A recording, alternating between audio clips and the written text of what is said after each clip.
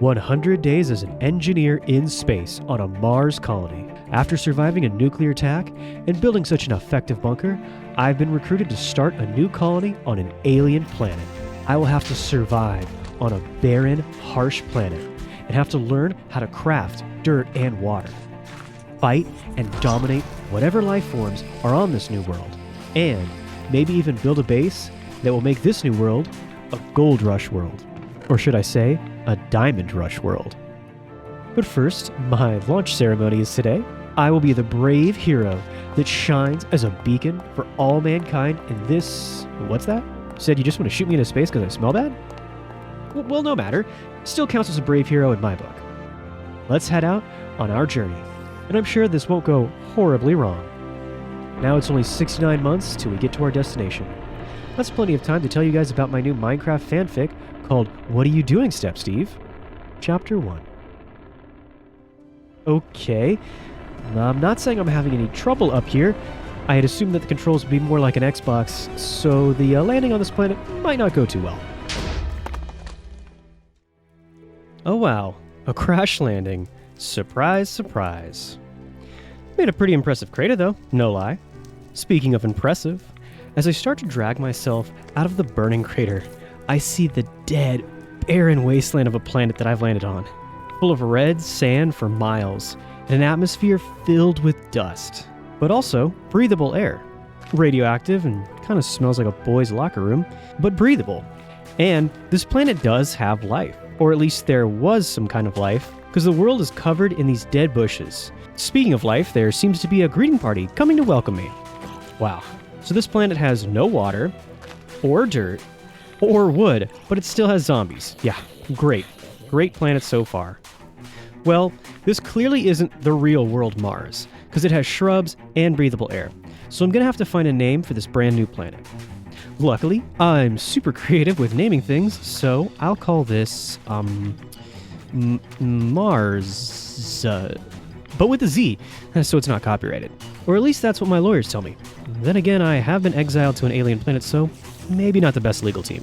Now, just as I'm starting to feel like this planet has nothing going on, I see these unnatural structures over the horizon. I try to get close and see a little bit more of these things, and they look kind of like ruins covered in mobs. Clearly, it's daytime out, yet the mobs aren't burning up. This means that this planet is super hostile, and we'll always be fighting mobs all day and night. Not to mention the lack of dirt, which means I'll have no farm for food, so I'm gonna have to survive off these horrible dried up shrubs everywhere.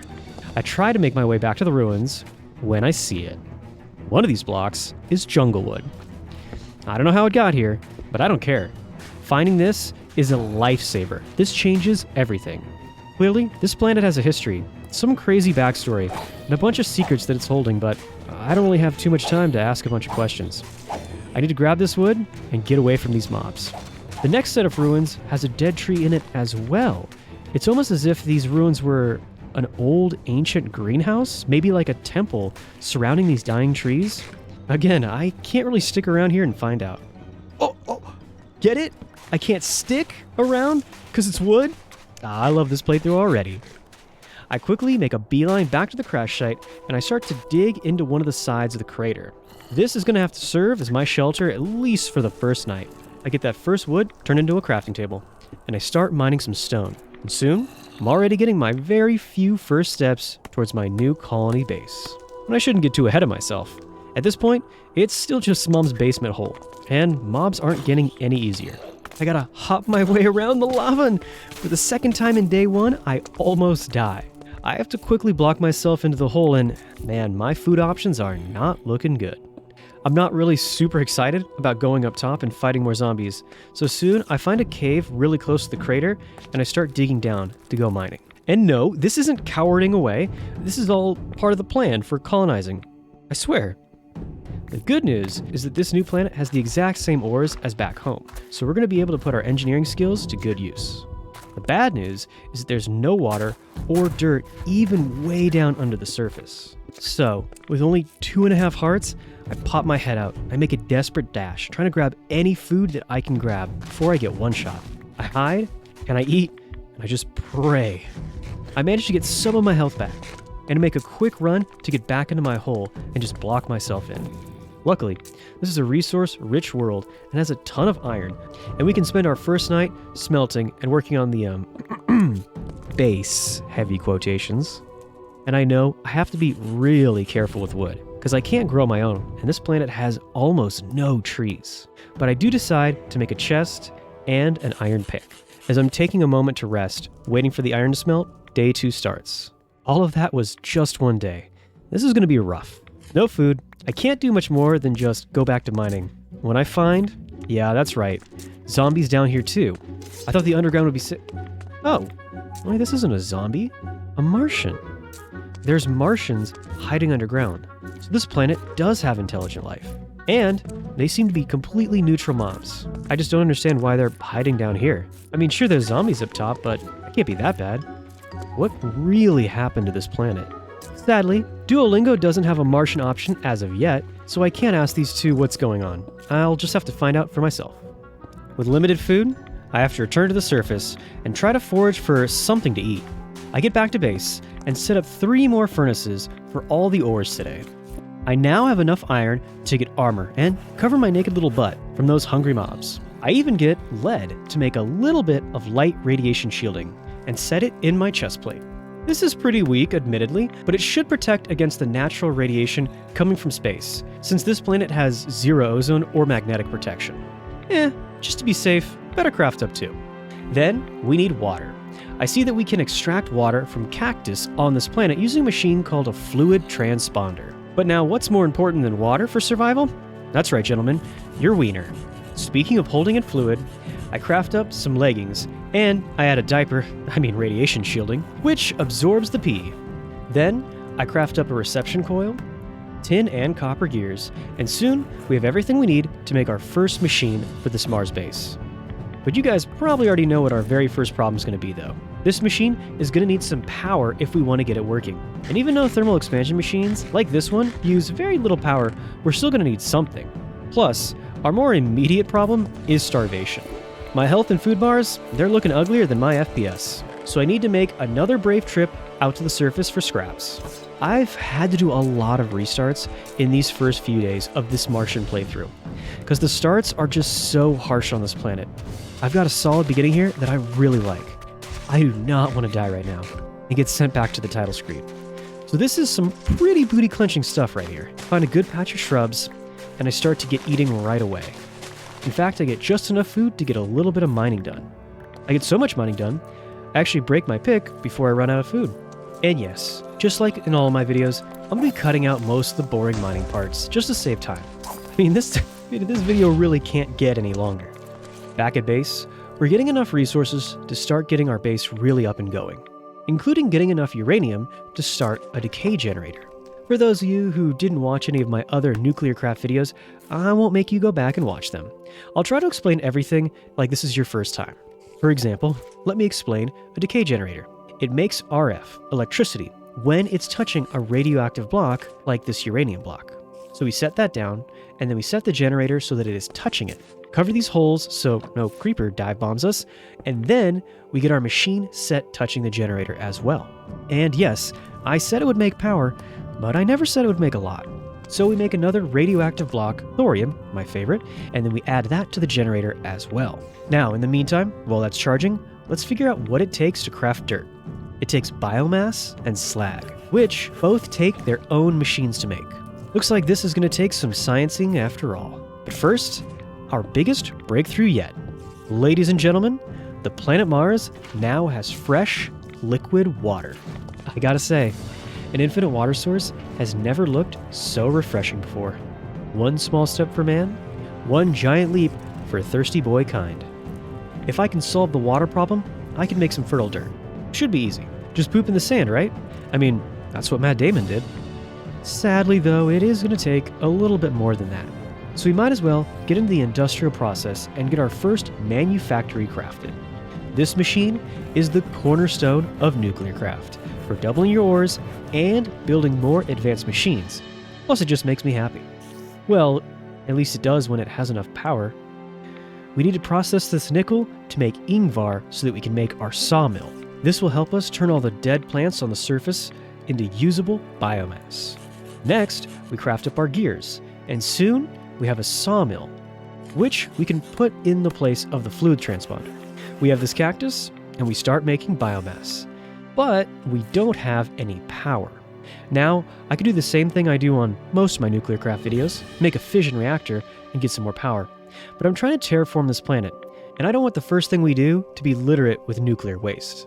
A small outpost like this should be powered by something more renewable and safe. We craft up our induction smelter, this will make us the slag, and we let those slowly start working with the limited power that they have. The smelter also needs sand. Sand on Mars, wonder where we'll find that. I then find this Martian at the front of my base, who's come to visit me. Oh, dude, watch out! There's zombies coming! Oh, I need to try to speak Martian and warn him. You better run! Oh, shoot, that's whale. Wrong wholesome movie. Okay, good luck, dude. After what Anakin would call aggressive negotiations, we can get started. We throw some iron and sand into the Oh, no thank you, no Girl Scout cookies for me. Wow, these Girl Scouts are getting really pushy this year.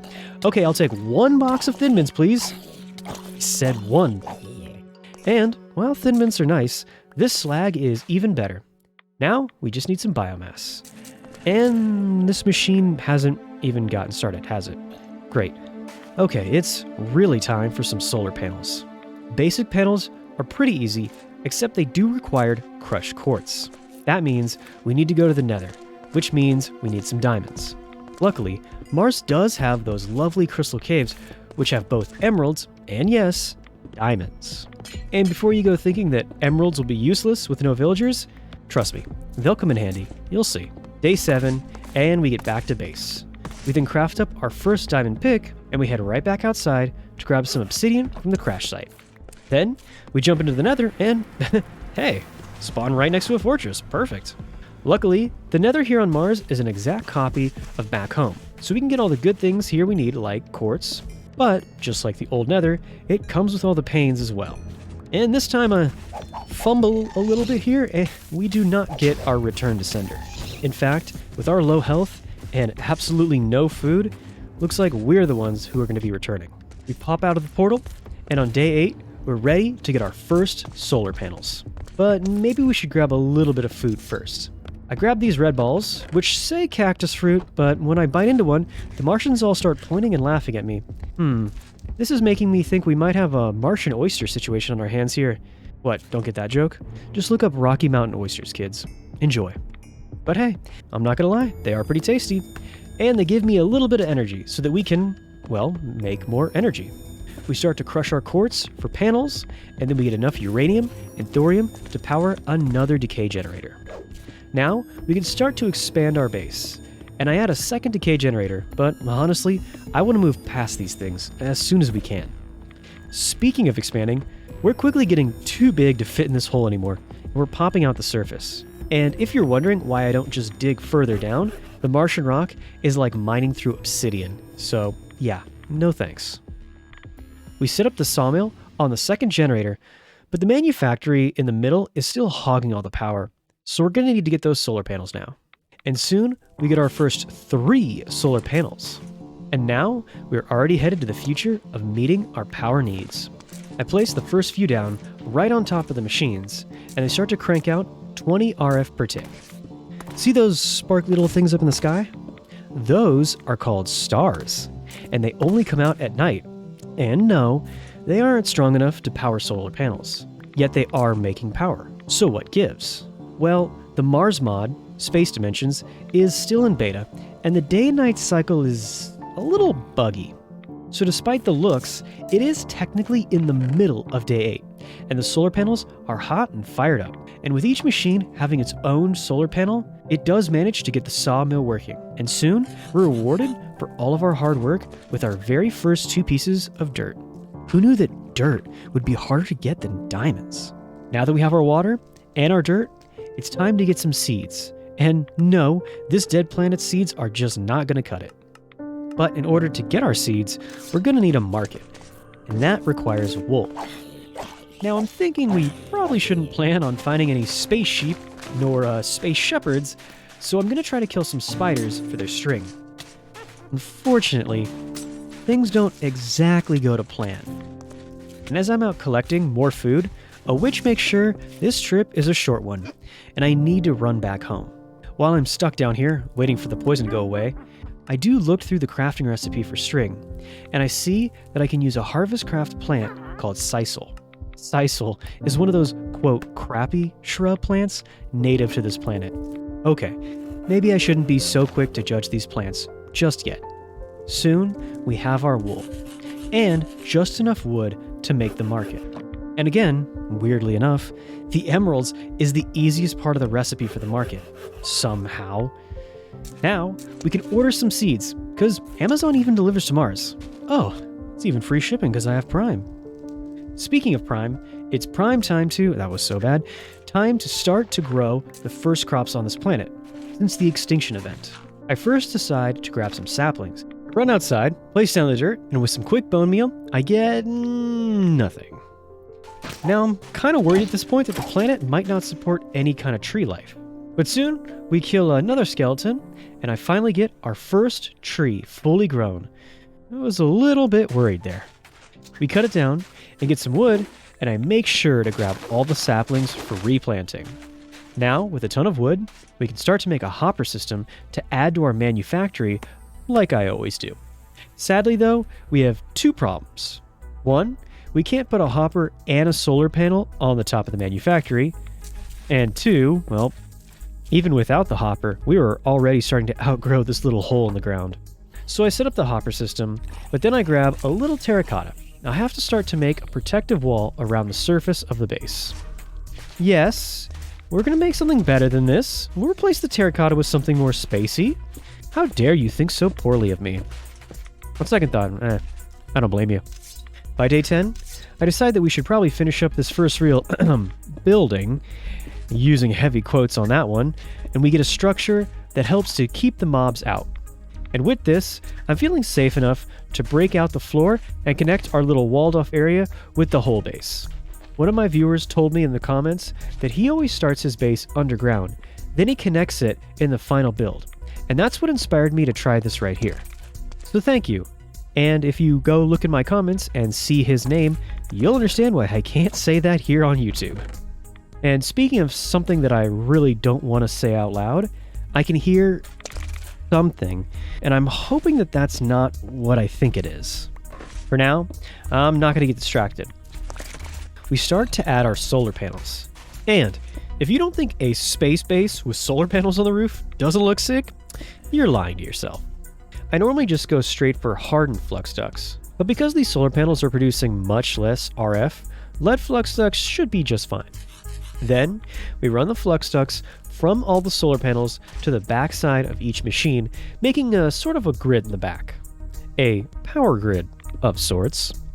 Of course, I'm sure you smart viewers are already starting to see the big problem with this setup. At night, our power system is dead. The obvious solution would be batteries, but in Nuclearcraft, batteries are so expensive that, let's just say we're going to be in the dark for a while if we try to get these batteries. Luckily, we can sort of cheat here a little bit, and we can craft up capacitors. This is the Immersive Engineer's version of batteries, and they're not as powerful, but they're cheap, and they'll be more than enough with these basic solar panels. The only thing we need is treated wood, and that is going to be a little bit of work. But first, before we charge our base, we should charge our bellies. Okay, that was dumb. And I start to get some water and dirt set up out front. I add melons, but this turns out to be a little bit of a misfire here, since we really can't bone meal them too much. Next, we get another 2 solar panels ready, since without batteries, we're going to have to use as much of the daylight as we possibly can. We then add another manufactory, and then we add another 2 solar panels. But if we want to get full use of this manufactory, it doesn't really matter how many solar panels we have. Eventually, we are going to need those baddie boys. So, now to get that treated wood, we need creosote oil. Last time, I made a redstone furnace with an augment, but this time, we're pulling out all the stops, and I'm going to be making a full-on Immersive Engineering coke oven. This needs sand and clay. We can get the clay by putting terracotta in a pulverizer. Pulverizer is kind of like the manufactory of a thermal expansion, a little. So we start getting mats to make it by smelting a little tin. Then we get a little more dirt set out in our prototype farm, but instead of adding more melon seeds, I decide I'm going to use oat seeds. I'm using oats because they can be turned into biomass, and it's in honor of my friend Oatmeal. Plus, I just never really get to plant oats anymore. Then, back in the base, I have enough mats to make the pulverizer, add some flux ducts, and make this weird plug-in kind of thing from the top-ish. Looks weird, but it works. And soon, we have a ton of clay and bricks. Now, we just have to find some sand. Now, the sand might be everywhere, but the dirt is worth more than gold. Literally. Which is why it hurts me so much to watch this creeper blow up this block. Wow. Thanks a lot, Mars. And no, this isn't the last time a creeper ruins my day. You'll see. On the start of day 12, I fight my way back to what's left of the tree, and I harvest it and get the saplings so at least it's not a total loss. Then, back at our base, look, I know wood is super rare, but we don't have any coal. And yes, it really hurts to do this, but this means that we can get our redstone furnace, which is a furnace that runs off of RF. That means no more burning coal or super rare wood. So that's good. Then, with the bricks that we cook up in the redstone furnace, we can start to build our coke oven, an even bigger furnace. Ooh, speaking of big, getting a little cramped in here. Now I'm going to have to find some room for this thing.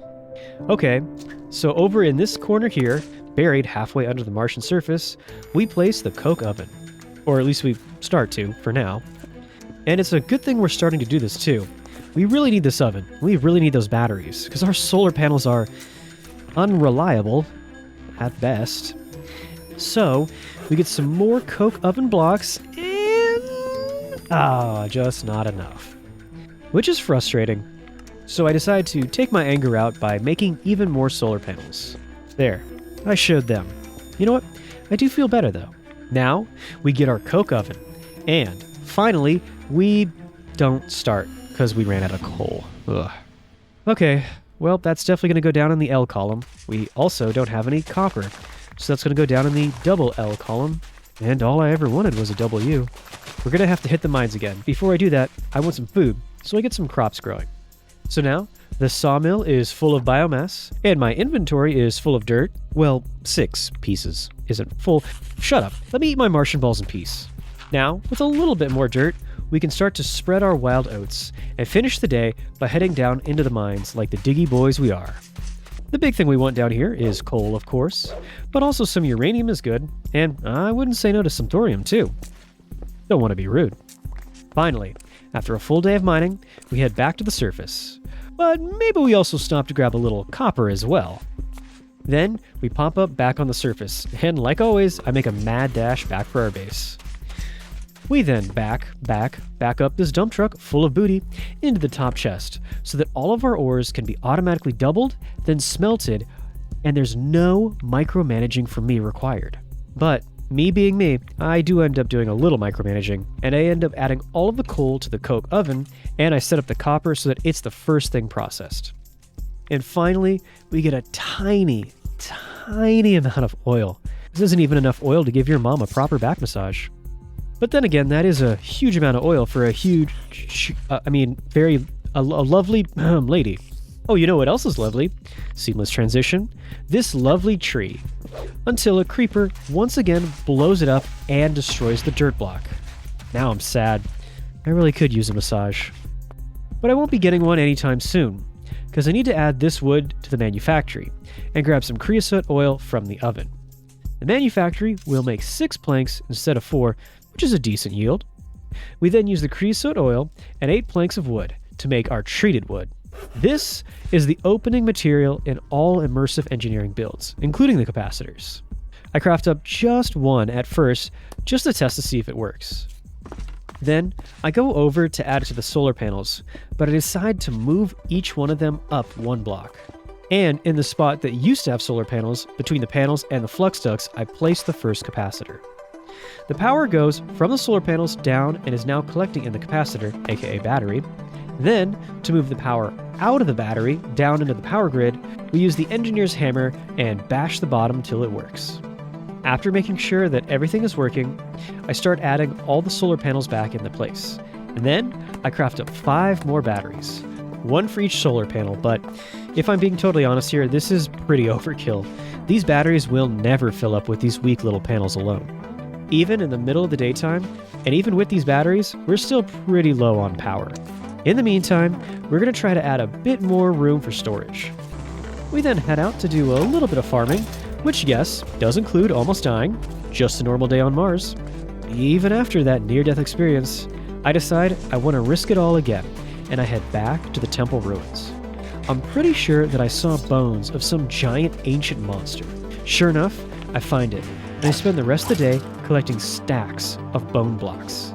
I kind of get a little carried away too. I even start digging down on the ground for bones. I do find my way home by the next day, and I start to expand the farm. I really want to make a big farm to help us grow even more oats, and the bones are really going to help us turbocharge this process. We then start throwing all of the oats in the sawmill to keep the dirt production booming. Dirt production. Never thought I'd say that, but okay. More oats, oats for the goats, and sadly, no amount of oats, nor goats, will help us solve this power problem. So it's time to craft up a few more solar panels. So now, we're going to have to add these solar panels and move the panels up 1 more block. This way, I can run flux ducts in between the solar panels and the batteries, so that each battery will have more than just a single panel charging it up. This way, we won't have to charge up more batteries that will be honestly going to waste right now. Now, each one battery has about 2 panels charging it up. Still, more panels are going to be needed, so we head out to get a little more biomass. And this witch gets us down to half a heart. But hey, that's just a normal day farming on Mars. We do end up getting a little bit more biomass. By the end of the day, we get a total of 6 dirt. So, great. So worth it. My life for 6 dirt. So we do some more farming, and then we do some more almost dying. And soon, by the end of the day, after risking my life to get a few more oats, I look at the recipes and, there's some scones. There's some oatmeal, which takes maple syrup. Yeah, that's not happening. So yeah, I ended up picking just about the worst crop for survival, all because of my love for oatmeal. It wouldn't change a thing. So we craft up 5 more solar panels, and I start to get them all set out on the roof. But I will admit, just sitting here and crafting solar panels all day, it's getting a little repetitive. And even though I really want to build a renewable energy source for this new world base, we might need to try a new approach. One of NASA and SpaceX's plans to provide safe and reliable constant energy on Mars is using a device called a radioisotope thermoelectric generator, or RTG.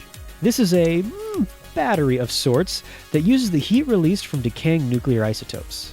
Think of it as a decay generator, but on steroids. Judging by our power, it can't come soon enough. I still need to prioritize other things, like working on defense, so I have to add a centrifugal separator.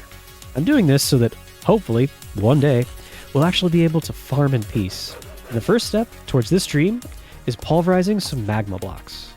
Now that it's daytime, we have some power, so it's time to use this opportunity. We start to craft up some steel with our iron and our coal. Then we add boron to the steel, and yes, the loyal viewers already know where I'm going with this. We're getting ferroboron, and this is useful for our isotope separator, which is the first step of making those RTGs. We then add some lithium to the ferroboron that we didn't use, and finally, we get some tough alloy, the very best alloy in Nuclearcraft. So things are really starting to come along now. And what's even better is that as the day is going on, the batteries are actually starting to collect a decent charge. Maybe not enough to run the whole base all night, but it will definitely extend our working ability a little bit longer into the night. This extra power helps us to get the tough alloy we need to make our isotope separator. All of this work, and all we needed was 1 alloy. Oh well, it's up and running now. It'll slowly turn our uranium ingots? It'll turn our uranium into enriched isotopes. When I say slowly, I mean it. We have enough time to do a ton of farming and a ton of sawmilling, and it's only got 1 piece of uranium-238, so yeah, it's a really slow process. Good news is we're making a stack of slime and blazing powder from our magma blocks. With all this extra time on my hands, I get a chance to sit alone in my Mars base, and I start to dream about getting a plutonium RTG. Now that would require us using a fission reactor, and I'm trying not to do that. I want to keep this planet clean of radiation, as much as possible at least. But at the same time, A uranium RTG has 4 RF per tick, and the plutonium has 100. Wow, imagine that power. No, I need to stay focused. Don't get greedy. We craft up even more solar panels, and soon we have quite a collection on our hands. And yeah, even though they're just basic, the growing numbers are really starting to add up. We start to use our tough alloy and make a pick and a sword, which have the same stats as diamonds. Told you it was the best alloy. And finally, at the end of day 18, we go to harvest some obsidian with our new tough pick. The reason I'm doing this is so that we can pulverize the obsidian, because now I have a new idea to help us with this power consumption problem. I do get some more uranium into the separator, and we're about halfway to those RTGs. And now we have crushed quartz and crushed obsidian, and we can use some gold to make some energy upgrades. By adding these to our Nuclearcraft machines, they can use less energy when they're combined with speed upgrades. And yes, if you've been watching this isotope separator, we need speed upgrades. Soon, we have a total of 8 energy upgrades. Time for the speed. We get a total of 12 and we throw them into the machine. Now, we're ready to start pumping out a ton of uranium-238. We can craft that uranium up into a block. Then we need a few panels and ingots of graphite. Soon, we have our first machine that makes Nuclearcraft so much easier. Our RTG. It makes 4 RF, which is less than impressive, I'll admit, but it needs no fuel, it's super portable, and it works day and night.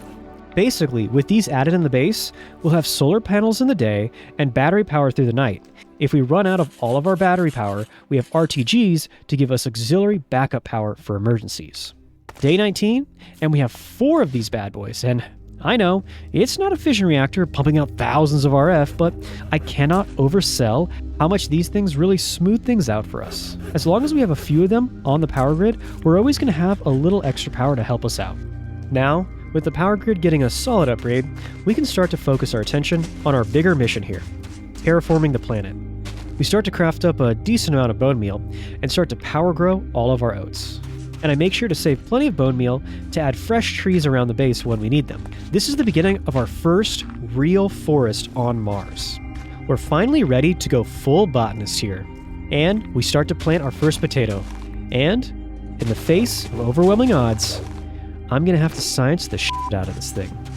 We even get enough saplings to make our first mega tree.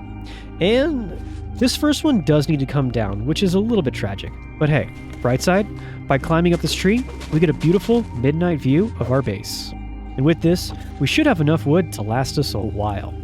And I celebrate our progress so far by having our very first potato meal. Oh, sorry bud, none for you. I decide to finish the tree, and while I climb it, I see our base, and I gotta say, this is really coming along. I think I'll call it Sigma Base. You know, since we're such Sigma males. Sigma rule number 69, disrespect all Martian women like a real man. So stupid. Yeah, no, don't be that guy. I make sure to replant the mega. Ooh, tumbleweed. Oh, talk about a low attention span. What was I doing?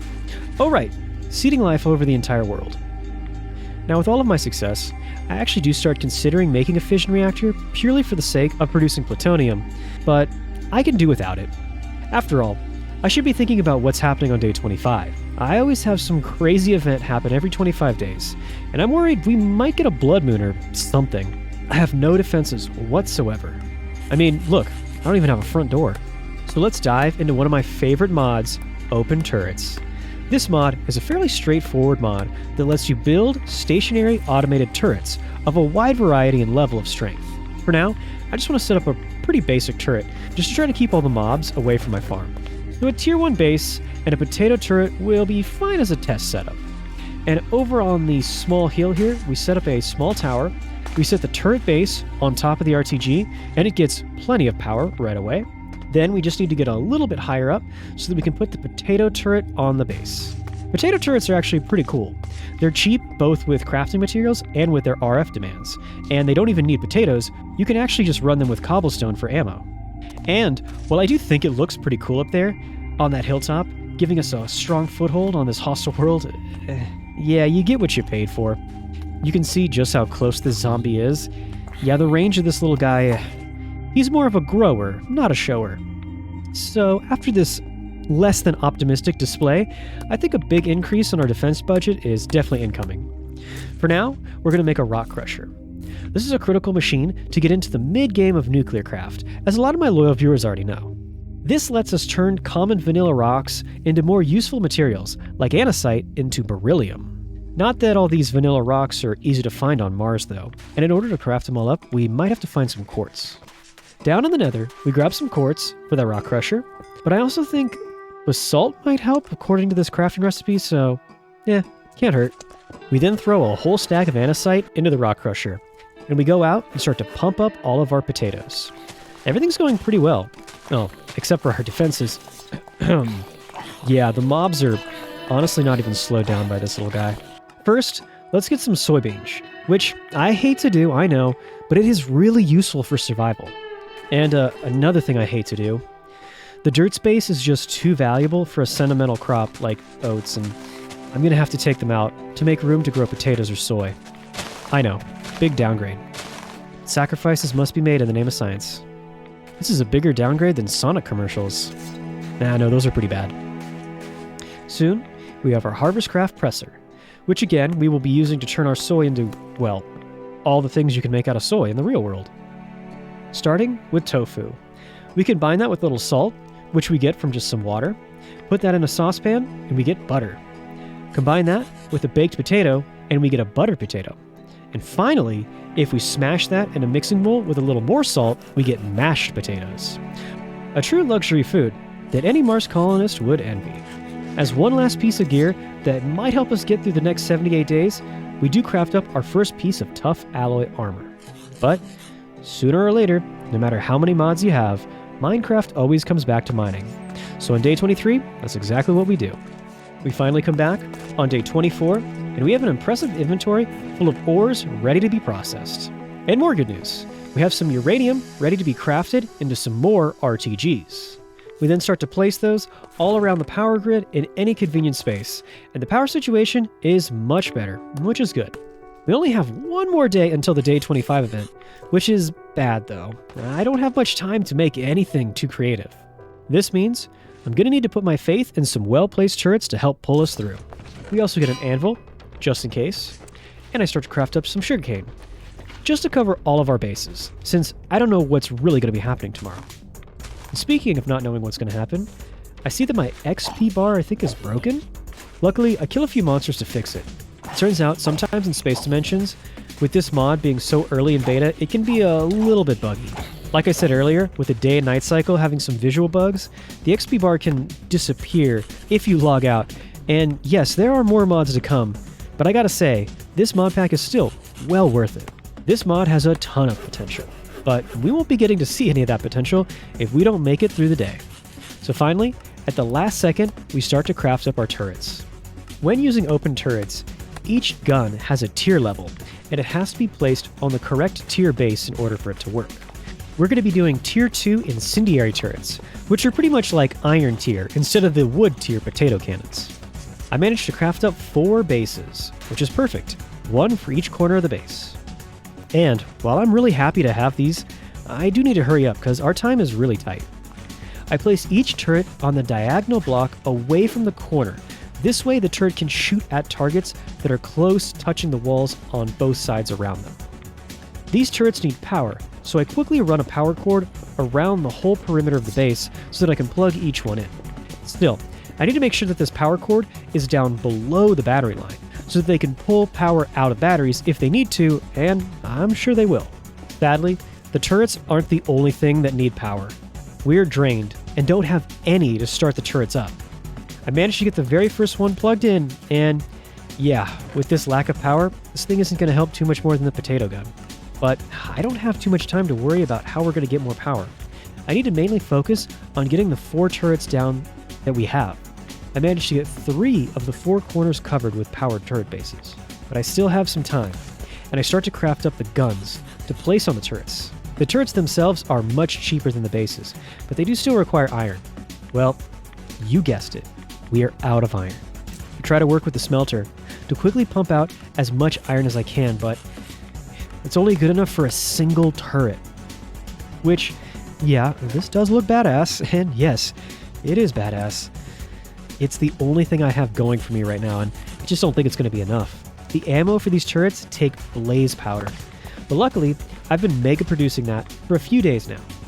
And, even though it's expensive, that will be the least of our worries this time around. I load it up and see that it does have some power. It burns mobs in an AoE, so it's great for a zombie apocalypse style fight. The incendiary turret is definitely one of my favorite mid-class turrets, but only one of them is working, and low power at that. I'm trying to get more turrets connected and loaded up, but I only have a partial defense, and day 25 is coming. The turrets are burning the attackers, but will it be enough?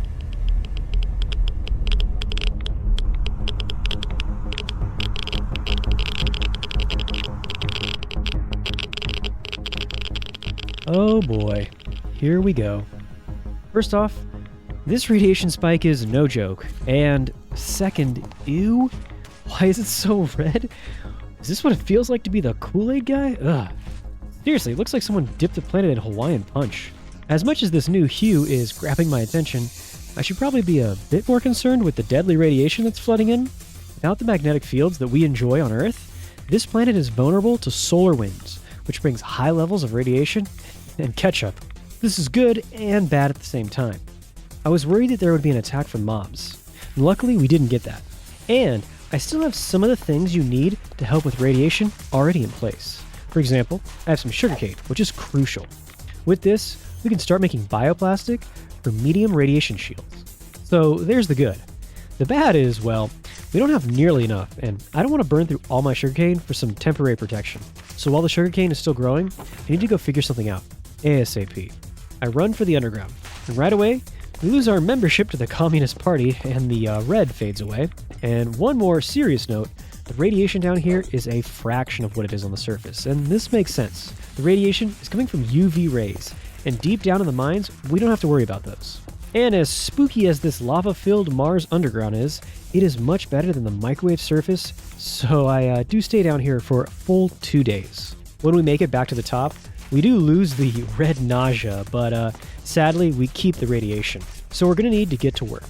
The true goal of any Nuclearcraft player trying to avoid radiation are those sweet, heavy radiation shields. But they take time to make, and we need to slow the radiation down right now. So we get our first one made. Then craft up a tough alloy chestplate and add it to that. And yeah, that's an improvement for sure, but it's still going to keep hurting us if we don't find a better solution. And a big part of that better solution is sulfur. This will help us make our DUI panels in the heavy radiation shields. And we can get it by crushing obsidian or granite, so again, good thing we crafted up that rock crusher. Bad thing is the sugarcane is taking forever to grow.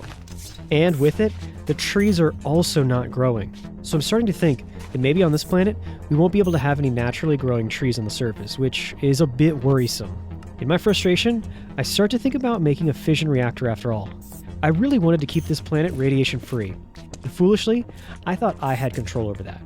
Truth is, the planet is going to be hostile no matter what I do. And a reactor would really help us survive, even if it's only to make a few more RTGs.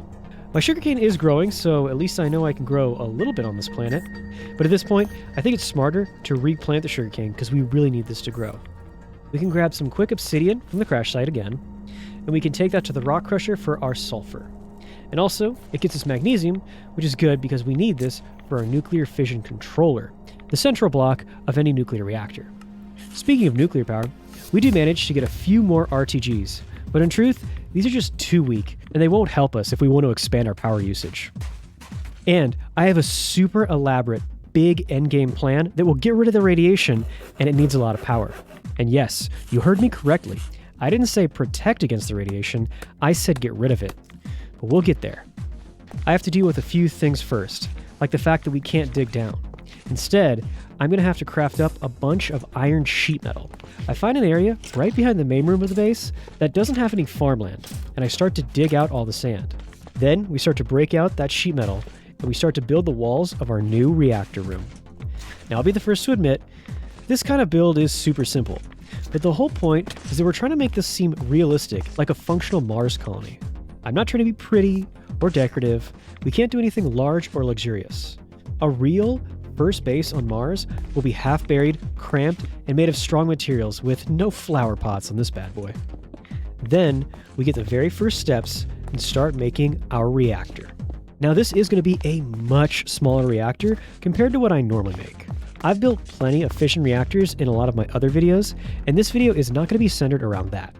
I want to make power in new ways that I haven't shown before, so this reactor is just to get us plutonium like I had promised. I head up to the roof, because this room is not going to need any solar panels. Instead, we're going to finish this off right away with some sheet metal slices. And by day 29, I gotta say, this industrial metal room with a dusty red glow looks like the perfect Mars-based reactor room. I love it. But I can only look at that for a little while. We're going to have to go mine again to actually get the stuff to fill in the reactor itself. And then something weird happens. While I'm down in the mines, I see this structure. I mean, the tree temple things kind of looked like ruins, but this is clearly an intelligent design left from intelligent life. What happened to the Martian civilization that used to live on the surface? When I do get back up to the surface, we're loaded up with enough ores to hopefully get us our reactor. I start to craft the heart of the fission reactor, which is the cells. Like I said, we only need like 2 of these, so we don't get too much power, but we're also not going to get too much heat. And if we set 2 cells diagonally, one on the top, one on the bottom, kind of like this, we can then fill in all the empty parts of the reactor with lapis coolers. Lapis coolers need to touch a reactor cell as well as the wall, which all 6 will. Don't tell the reactor I said this, but I cannot overstate how weak this little thing is. This thing is borderline a waste of nuclear materials, and it really is solely designed to safely create plutonium-238. But again, don't say that to the reactor's face. You'll make him cry. After making a little more graphite, we get the casing to finish the reactor. Or well, the excuse of a reactor. Then we slap on the port. This is going to be close to the main base so that we can easily run power out of it. So let's throw some good old TBU fuel into this thing and let it get go. Wow. 120 RF per tick. I think that's the weakest I've ever seen in a reactor. I could probably fart more RF. Yeah, I really wasn't kidding when I said this reactor wasn't meant to make power. But hey, it's super safe, and that was the point after all. Unfortunately, the safety of the reactor doesn't affect my safety, and on day 31, the solar wind has spiked the radiation once again. Turns out the radiation wasn't just a day 25 issue, but it will be growing and getting worse for the next 25 days. So we quickly run into our sugarcane farm and grab as much as we can. And after using that sugarcane to crank out some bioplastic, we can get ourselves a quick medium panel. But I don't think that that's going to be enough for the coming radiation spikes. Now the radiation meter, the way it is, may make it look like we don't have too much to worry about. But that growing bar is pretty much permanent. With no radaway, we can only slow down the damage, not reverse it. So for right now, we're forced to just make medium radiation panels. Then, we craft up a tough alloy chestplate and add the 2 together. The truth is, we really need to get a full set of radiation protection, and we need it fast. In fact, I'm so nervous, I'm trying to craft up leggings and boots and repair my helmet. I keep misclicking, hitting the wrong buttons. I'm doing some pretty dumb things right now. I kind of panic, and I'm wasting really precious time that we just don't have. But we do manage to clumsily get a set of gear with medium protection. But the problem is, it just isn't strong enough. The new levels of radiation are still cooking us. We really need to get those heavy panels. The problem is, we've been using all of our uranium-238 to make RTGs. We have none left to make our DUI panels to make those shields. I quickly have to prioritize manufacturing the uranium ores, and I throw all the dust we have into the separator. Luckily, the reactor is helping us, and we get a bit more power so that we can do all of this. We just need a little bit more sugarcane. Soon, we have enough bioplastic to make our medium shields. Then, with our sulfur and our uranium, we can make DUI panels, and we can quickly upgrade to heavy shields. So of course, when in doubt, whip it out, and we take off our pants. We throw the heavy jockstrap on, and soon, that is so much better. Look at that rad level. Now, I can kind of take a breath. A highly irradiated breath, but still, I can take a breath. Now that we have some real protection from the elements, it's time to build more practical defenses. Oh, and for all those viewers who have been screaming for the past 31 days to build a door, I'm going to give you guys a break, and I'm going to craft up a front door. And this particular front door, I think will be worth the wait. A reinforced door. Looks pretty cool, But I gotta admit, it looks kind of goofy when it's set inside of a terracotta wall, so I decide it's finally time to upgrade our main base and make it look just as good as the reactor room. So now, we bust out all of our sheet metal, and we start getting everything set up. In addition, we reload the turret defense, and by the end of day 31, we can finally add in this new door. Oh, look at how that opens. Tell me this isn't the perfect space-age pressurized airlock Mars base door. If I'm being honest, this is right up there with the RTGs as one of my favorite things, and it's a perfect touch to a pretty solid-looking mid-game Sigma base. Can't believe I'm really calling it that, but I'm too happy to care one way or the other. Then finally, we jump on top of the roof, and as the sun sets, we start adding more defenses around the whole perimeter of the base. And to be fair, we really couldn't be adding these too much earlier. They don't work 100% well with our inconsistent power supply. Now with the reactor, and soon the plutonium RTGs, this robust auto defense is much more practical. Also, looks pretty cool. However, until we are able to get those RTGs, we're probably going to have to try to boost our power a different way, and we're going to get another wave of solar panels. We managed to quickly get a ton, 16. So I decide it might be time to get some advanced panels.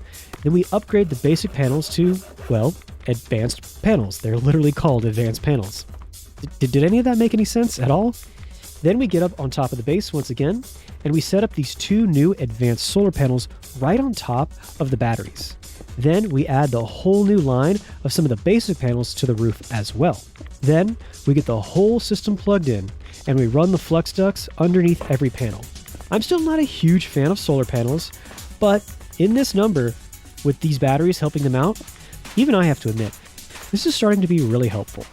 And now Sigma Base, with all of its armed and powered up turrets, all around its solar and nuclear abilities, it's really starting to look like a scientist's proper home. Also, I did some small upgrades to the reactor too. More cells for more power. So the next step is to reprocess our depleted TBU fuel. And what better way to reprocess our fuel than to make a fuel reprocessor? I'm really trying to make this as easy to understand as I can here. So we do craft up a machine called a fuel reprocessor, and we add it right onto the reactor, since the fuel will be coming straight out of here anyway. We then make a hopper system so that all of the radioactive elements can quickly move without being touched by hand. This way, I'll be holding the radioactive compounds as little as possible. With this, we can now recycle our nuclear fuels responsibly, like a good colonist. Then, of course, we get back down into the mines for another day. We're going to go mostly for iron and coal so that we can make some steel. In fact, I'm so focused on getting steel that I actually make a second alloy furnace, which is going to be purely for making steel. We set this up, and while one furnace makes steel, the other is making ferroboron, and then eventually tough alloy. But I still haven't given up on my solar panels. I've earned a new respect for them, and I'm saving some iron so that we can craft a few more up. So we craft up speed upgrades, and then we add the solar panels to power those speed upgrades, and now the base is really starting to take off. Now that it's day 34, I'm a bit worried about what RNGesus might do to punish us on day 35, so it's a good time to try and hurry up and get some more radiation shielding. And so, we do exactly that.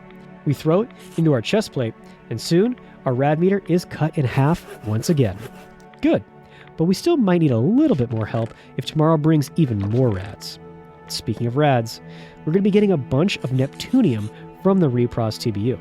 So now, we have to turn this Neptunium into HEN-236 fuel in order to get that plutonium. But this fuel is, well, it has a little bit more energy, which is great, but it also has a lot more heat. So because of this, it would be safer to redesign the reactor back to the original 2-cell design. With less cells and more coolers, this reactor should be cool enough to keep the HEN fuel from getting too hot and sorta safe? Alright, so it turns out, yes, this fuel does in fact make more power, and it doesn't exceed the coolers. So that's nice. Soon, the first piece of HEN fuel is depleted. So now we can reprocess it to see if we're going to get our desired results. Sure enough, the HEN turns into plutonium-239 and 238. Boom, perfect. Now, sadly, we need 9 tiny clumps to get enough for an RTG, and we only have 8, so bamboozled again. But at least I do see that it's day 35, and the small radiation spike does little to affect us at all. I can continue to build our next room in this base. So, what could this next room possibly be, you might ask? I'll give you a hint. We're going to need our engineer's manual. No? Need another hint? We're going to be making a chemical reactor to make some ethanol. We just need 2 glowstone. No way. Please don't tell me. We have everything we need to make this... We have everything we need to make this reactor except 1 glowstone. Boo. Alright, fine. I'll go down to the Nether, but I'll be grumpy about it the whole time. Yep, I'm going to be mumbling under my breath, whispering my regrets as I farm the glowstone. Back at base, we finally get our chemical reactor, and we add it to the unfinished workshop room. We then add an infinite water source and slap that onto the chemical reactor too. We then start to pump out a bunch of treated wood so that we can make barrels, and then we get more steel scaffolding. And in fact, I actually get every single block we need for our next multi-block machine, the squeezer. The reason I prepared everything ahead of time is so that I can make this whole machine with no breaks so you guys can watch the whole process. Yeah, I know, I'm such a nice guy. Just like my last video, down in that bunker, this is a small 3x3 machine with scaffolding around the bottom, 2 light engine blocks over in this corner, pipes down the middle, treated barrels on the top, then we just add some steel fences, an upside down piston right in the center. You guys already know the routine. And the only part of this routine that's going to change is now I'm going to put the flux ducts directly into the squeezers like we should have done from the very first time. And now, we just need to find something to squeeze. Once again, as much as I hate to repeat stuff I did in the last video, we're going to be forced to get out some beetroots. We head to our market, and we put in an order for overnight delivery. We plant them, then we bone meal them, and soon we have some plant oil in production. Then we take some of our sugarcane, and we start to get some sugar sawed up. This will give us less sugar, admittedly, but it will get us a bit of biomass, which in the long run is a little more important. We craft up our melter, and then we use said biomass to expand out our beetroot farm.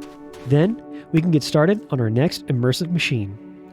Just like the squeezer, I've already got all the blocks needed to make a refinery. All you have to do is lay out 2 rows of scaffolding with a pipe going down the middle, heavy blocks in the very front, light blocks in the back, and then you make 2 tanks out of the sheet metal, smash it with a hammer, and boom. Still a pretty simple machine in my opinion. But this biodiesel is going to be pretty nice.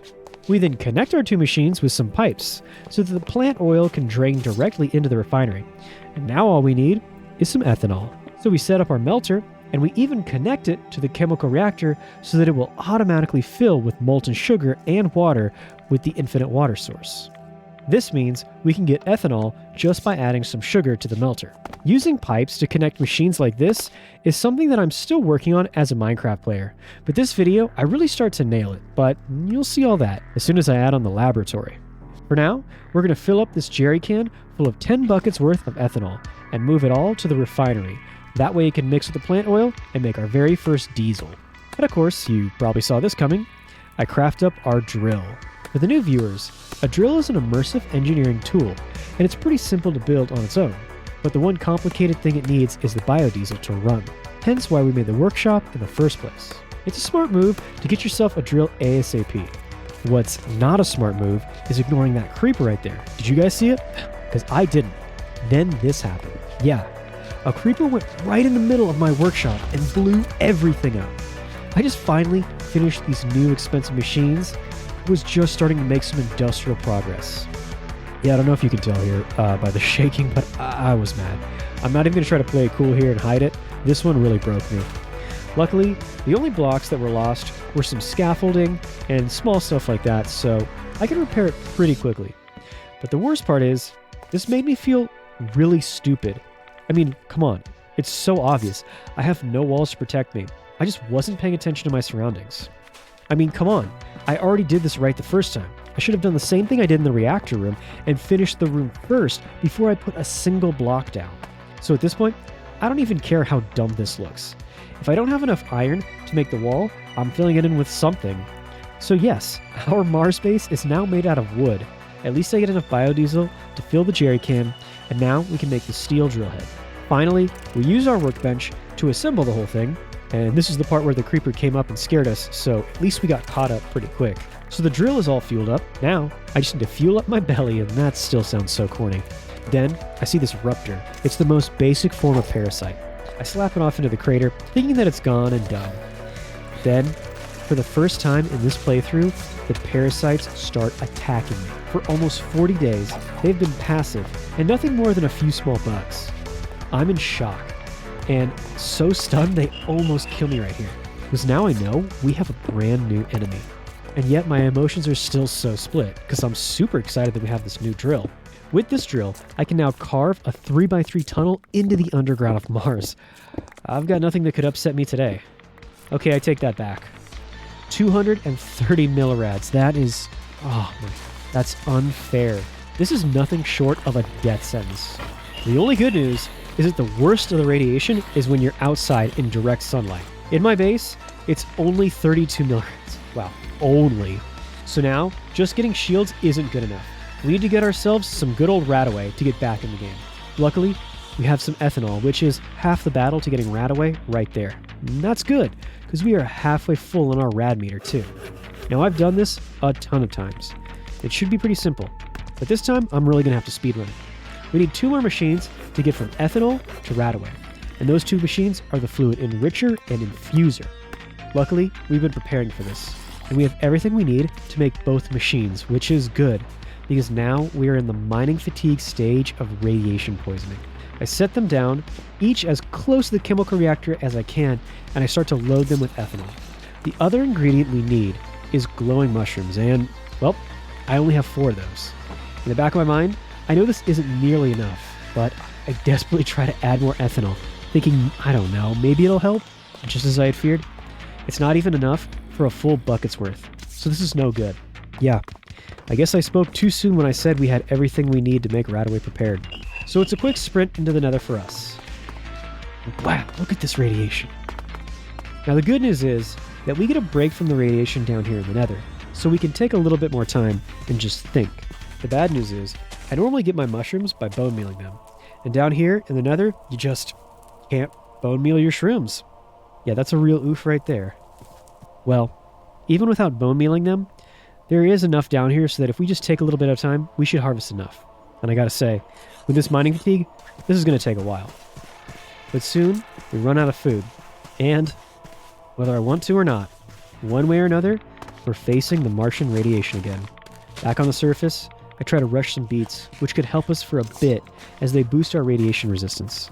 The last thing I need right now is to fight these mobs. I throw the mushrooms that I found into the enricher, and now it just needs time. Yeah, time that we don't have. And soon, we start to slip into the advanced radiation sickness stage of hunger. So I start using speed upgrades, but I have to be careful, because we don't really have enough power to mess with this right now. I get 1 bucket of Radaway, and then I move it into the fuser, and I use speed upgrades here too. And even though we're still in a highly irradiated world, there is hope, because we get our first Radaway. With this Radaway, we can now get our last bit of heavy shielding to help us until we find a more permanent solution to this radiation. And I promise you, we will find a permanent solution for this planet's radiation. But for now, we're just trying to keep the Radaway coming and making sure we have every piece of our armor as strong as it can get. Soon, we have a full set of radiation-resistant gear. Like usual, but the rads are still around 6 at best. We need to get working on clearing this planet's radiation up. Unfortunately, that's going to be a huge project all on its own, and we're going to be struggling the whole time. So we better get started ASAP. I do have one last desperate play. I head out into the Martian world, and I try to find anything yellow so that we can craft a hazmat suit, but sadly, I just waste the day in desperation. Oh, and also, don't pay too much attention to the weird sun that follows my eye lines. Like I said, buggy mod pack, just get used to it. So with no hope of a hazmat suit, we just need to suck it up, and we're going to have to go for our biggest terraforming machine yet, a radiation scrubber. I cut down this wooden wall because, you know, it's embarrassing to have a wooden wall in space, and I get our 4th room in the Sigma base setup, the laboratory. We had our first machine here, which is a melter. This we put on the far left of everything. We plug it in, and then we start to run a power cord throughout the entire room, which is where we'd be hooking up all of our machines. Duh. This is where we will be getting our sulfur, and molten sulfur is the first step in getting elite panels. This is because elite panels need calcium sulfate, which is a process that if you're a loyal viewer, you're probably already getting PTSD because it's quite a process to make this stuff. This material alone is about a 6-machine process that takes a lot of reusing chemical reactors. Well, at least that's what it took when I was down in the Fallout bunker. Now, in this base, I've made it a personal goal of mine to optimize and automate as much as I possibly can. Also, I'm going to be honest with you guys, this is going to be a lot funner for you guys to watch instead of just having me sit there and try to make the panels by hand like I did in my last video. But the first thing I'm going to work on is sadly optimizing my farm. I really like the idea of making a ton of HarvestCraft crops on an alien planet, and maybe I will in another video. But right now, the most efficient crop to grow is sugarcane and beets. So I take out all the potatoes and soy, and I replace them with a huge beet farm.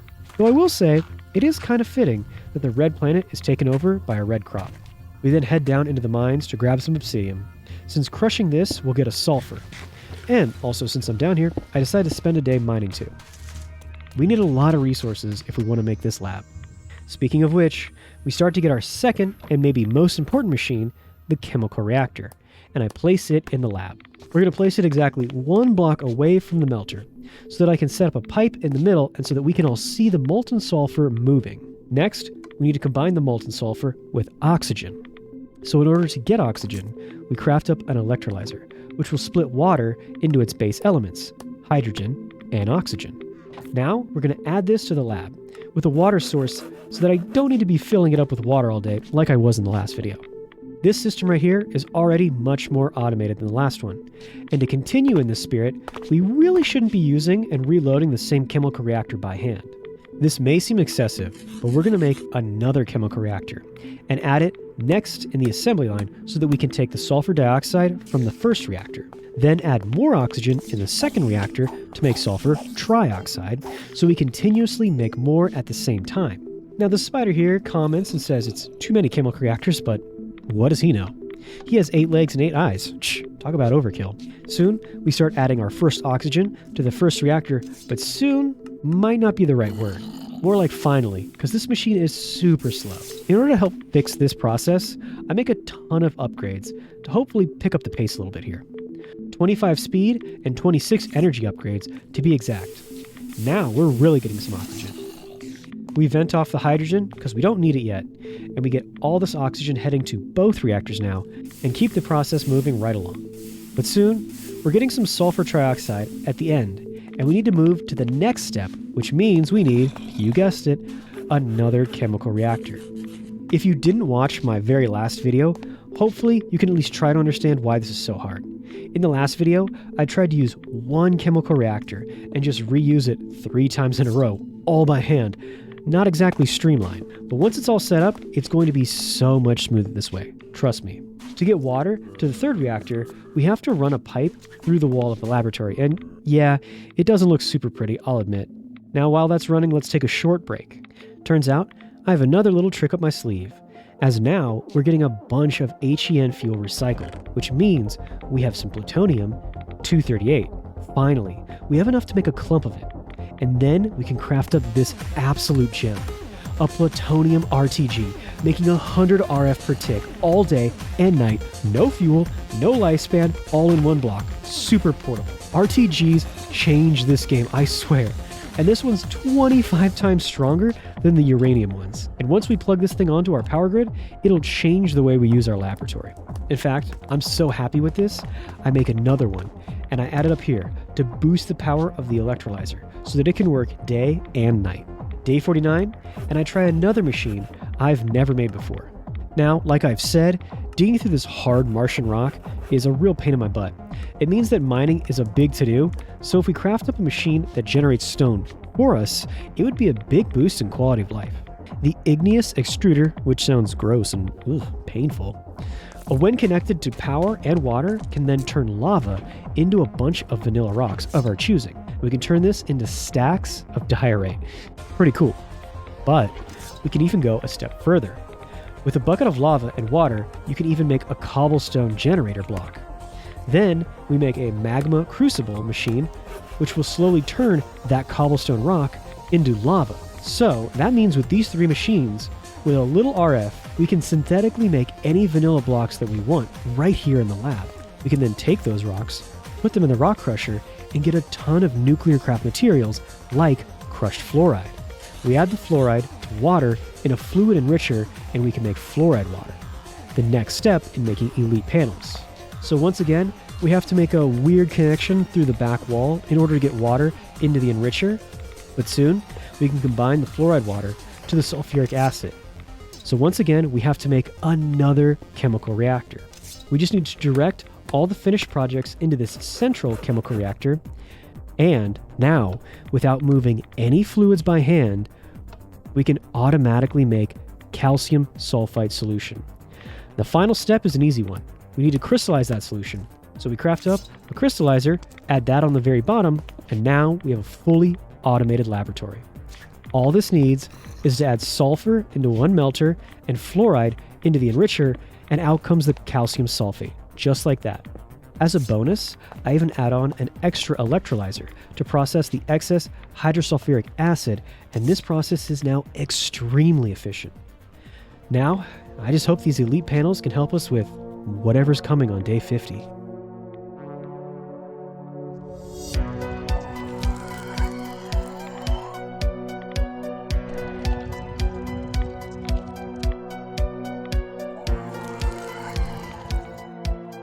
I spent the night in the lab, but outside, I can hear them.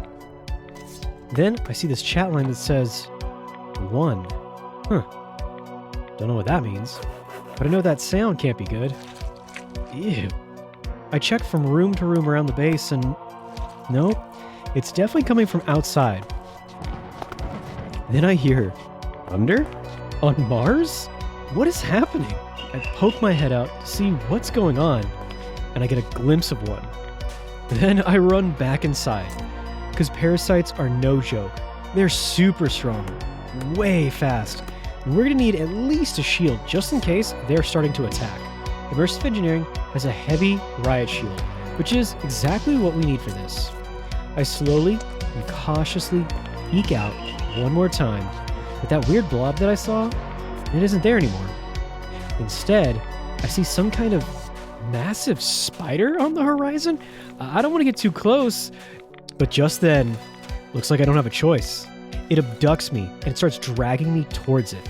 I can't move, I can't run, and I have no idea what this thing is going to do when I get to it, but it looks like I'm going to have to fight it. It's a really tricky fight. I try to time my hits and block most of the damage, but one gets through and it takes a ton of hearts. I clutch this one up, and I just barely managed to finish this. But this is so bad. The parasites have never been more than buglings and ruperts before today, but now they're starting to evolve. I don't know if it's the radiation that woke them up, or the biomass that's attracted them, but I need to kill all the parasites to keep them from getting too powerful. But it wasn't just that single spider that attacked on day 50. I can see that the parasites are now infecting other mobs, like these zombies. Assimilated parasites are bad. Maybe not directly, but soon they start to breed, get bigger, and stronger. And they will for sure end our 100-day playthrough if we let them. If they get too strong, I'll have no chance. The shield saved my life. I mean, it was a great idea, but we're gonna need a lot more. What does Immersive Engineering have for offense? I see a rail gun, which looks rail fun. Okay, that was pretty bad. I head down into the mines, and I do get some good news. Turns out, the Martians were pretty smart to hide down here, because the parasites don't seem to be going down into the mines, so at least I can mine in peace while I'm here. I come back to the surface on day 52, and I get another piece of good news. No infestation.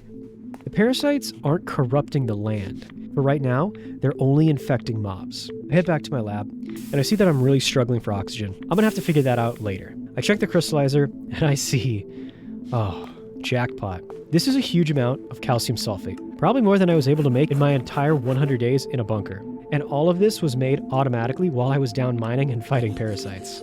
I get some easy elite panels.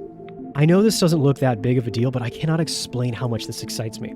This alone is a 100 days win in my book, and it's only day 52.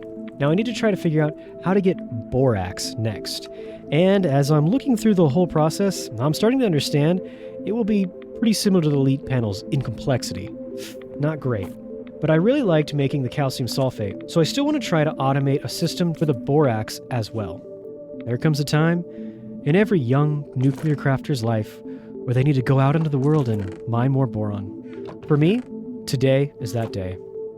And even though I'm a big boy now, I still get really scared when I see this 2 in chat line. Oh no. We get another enricher into the lab, and then we have to connect it to the water, which means peeking outside once again, and well, whatever that 2 was about, I don't see it right away. Okay, so I add the sodium fluoride to the water, which is great, but we still have a lot more machines to deal with the boron part. To power all of these new machines, I need to spend a little more time figuring out my fission fuel options. First, we have 8 clumps of 238, so yeah, you already know where this is all going. After crafting, and crafting a little bit more, by day 54, I finally have all 8 plutonium RTGs, which will make getting power for our lab an afterthought. Without any planning or careful consideration, I simply throw these RTGs in any spot I can find. From the lab, all the way over here to the main room, I just cram them on in. What? I'm happy. Don't ruin this for me. And while all of this is pretty good, at the end of the day, I still need boron. I clear my inventory, and I head out to get some food for my trip down below. And well, turns out that 2 was warning me about an upgrade in the parasites. Now, Ruptors don't only attack on sight, they also can leap and gap close really fast. I'm totally unprepared for this. I actually think in real life, I spilt my energy drink when this happened, so yeah, I didn't exactly handle it great. I was on half a heart, and I just barely closed the airlock door. It seriously looks like a real scene from the movie Alien. I mean, jeez, when did Minecraft become a horror game? And so, after I saw that, I think it's time to get some upgrading done. And using 2 diamonds with 2 pieces of Martian rock, I can get a Martian sword, which does 12.5 damage, almost double the 7 damage a diamond sword does. This sword is really OP. I didn't actually want to make this at first because I kind of thought it would be like cheating, but yeah, it's time. Good news is, the sword now can one-shot the Roopers, and the bad news is, they're still super scary, and yeah, I'm going to be fighting for my life this whole time. I also decided to take this opportunity outside to load up the turrets, because I'm having trouble just getting out my front door to farm. Speaking of, I head out only 2 minutes later, and I see another huge spider. Ugh, it's like flinging webs at me. This is great. Is that an assimilated human? It almost looks like another player. No, seriously, it's not a zombie. It's another explorer that has been killed by the parasites. R.I.P. Wessair.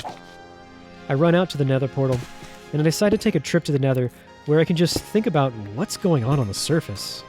Now, the parasites might have backed off today, but here's the thing. Parasites never get easier as the days go by. I head out, and I grab some more boron, and I take my time getting as many ores as I can, because I don't want to have to leave my base any more than necessary. Back at base, I decide to focus on getting my boron processed, and then I craft up another chemical reactor. I think this might be the 8th one. I place it down, and then I see that I'm going to need a melter to first melt down the boron. I head into the workshop, and I borrow this melter. I mean, we already have so much ethanol and a bunch of melted sugar, we'll probably be able to last for the 100 days, so this should be okay. I then place this melter on the far right corner of the lab, and I move the chemical reactors 2 spots to the left. I then connect everything, and I start to melt down some boron. While that's melting, I take a look at some of my new fuels. I've decided that I want to try to push my Nuclearcraft skills, and I'm going to try to unlock nuclear elements beyond plutonium. And a part of achieving that goal will be using some uranium fuels. So I'm going to try to use the best fuel I can, and I go straight to 235 oxide. Finally, on day 58, we start to get some molten boron. Now, we need to combine that with some hydrogen in the chemical reactor, and that's good because we've been storing some up.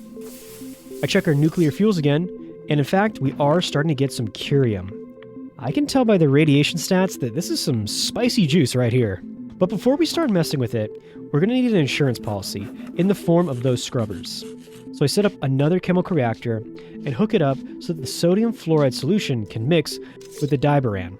But, look, this is the first time I've ever really tried to make a radiation scrubber, so I don't know the whole setup just quite yet. I kind of make a misstep here, because it's not the diborane and the sodium fluoride that should be mixing. We need to combine the diborane with water to get boronic acid first. Luckily, I can sort of finagle the inputs and outputs of this reactor, so I can pull out the diborane in a jerry can and I don't waste any. Then we get another reactor up by the water pipe so that we can get the water and the diborane mixing in it. But like I said, I still want this whole process to be automated, and I think I can salvage it.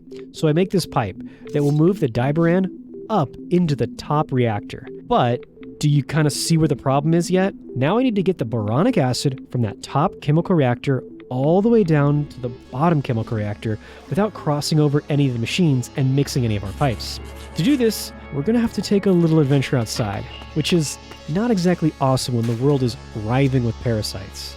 So I creep my way outside, find the wall in the lab that needs work. I use a crescent hammer to disconnect the pipes that shouldn't be mixing, and I'm looking it over and I'm making sure that everything's going well, but here they come. I don't have enough time to test this out, so I have to run back inside and try to outrun these parasites. Once again, I barely get the door shut. Okay. Back in the lab, let's see if my rushed handiwork came out right. At first glance, it seems like it's actually perfect, but we're still going to need a crystallizer set up to make sure that everything is actually working perfectly. While I'm sitting here and I'm running the reactor for power, I hear more of those sounds outside. I think my turrets are running low on ammo, and the parasites are right outside of the hull of my base. So, bad news, but good news. We're getting our first bit of borax. Which means, at first glance, this whole room packed with machines is automated, and all it really needs is a little bit of sulfur, boron, sodium fluoride, and crushed fluoride. With that and nothing else, we'll be producing all the materials to make some of the most expensive endgame Nuclearcraft machines. It's pretty awesome, but it's still coming up a little bit short. And to get the last bit of borax, I once again have to head outside. In my panic, when those parasites attacked, I accidentally got hydrogen moving through this pipe, not boronic acid. I need to fight for my life and do some pretty complicated engineering at the same time. This is really going to test my skills. But soon, I see that there's a dark silver boronic acid moving through the pipes now. And this means the lab is 100% and it's running. Day 60, and lo and behold, the lab is working exactly as I wanted. It's giving me all the materials I could need. I even tinker with it a little bit more too, making sure that things like the hydrogen is moving to these storage tanks and that the oxygen is actually moving through pipes from the electrolyzer into the first two chemical reactors. Honestly, this thing is a true marvel of engineering, and I'm super proud of myself. I designed this laboratory without any help or any tutorials. It's all me. And it did take 61 days, but hey, I had radiation, waves of crazy mobs, day and night, parasites now, no water, no dirt, no food, no wood, and yet, none of that could stop me. We now have the machine that can clean up the radiation, not heal it, not shield from it, but truly, permanently clean up the radiation on this planet. Now, a new generation can live on this planet, free of the fears of radiation. Of course, not to ruin that little speech there, I mean, by the time I actually get this whole thing built, the radiation on the planet's pretty much no problem, but hey, we don't need to talk about that. This is for future generations. This is for future explorers who don't want to have radaway or any kind of shielding. In a way, this is kind of beyond me. It's kind of a big deal. Now, the base and the farmlands are clear of radiation. Even with no protection at all, the rad levels went from 200 plus in the sunlight to now a manageable 4. And that's when I'm standing in the daytime in the sunlight. But still, I should probably repair and wear all my armor anyway. To celebrate, I go on a massive mining mission. I mean massive. 3 full days with the drill. But when I finally get home on day 65, we have more than 100 iron ore, 40 blocks of coal, and a ton of other ores, which we'll all be using to put an end to the parasite threat, one way or another. So, what's the best way to deal with aliens in space? Well, lasers, duh. An open turret's top-tier gun is a laser gun. Extremely powerful. It requires no ammo because it just uses RF, and it can pack a powerful punch at a really long range. So, this gun's amazing. What's the catch? Well, top tier bases need to have the lower tier bases crafted up and then upgraded individually. So the cost really starts to skyrocket, no pun intended, really fast. It's a ton of iron, a ton of gold, and it even takes 6 diamonds just for one base. Then, of course, we have to craft up the gun itself, and it's the same deal.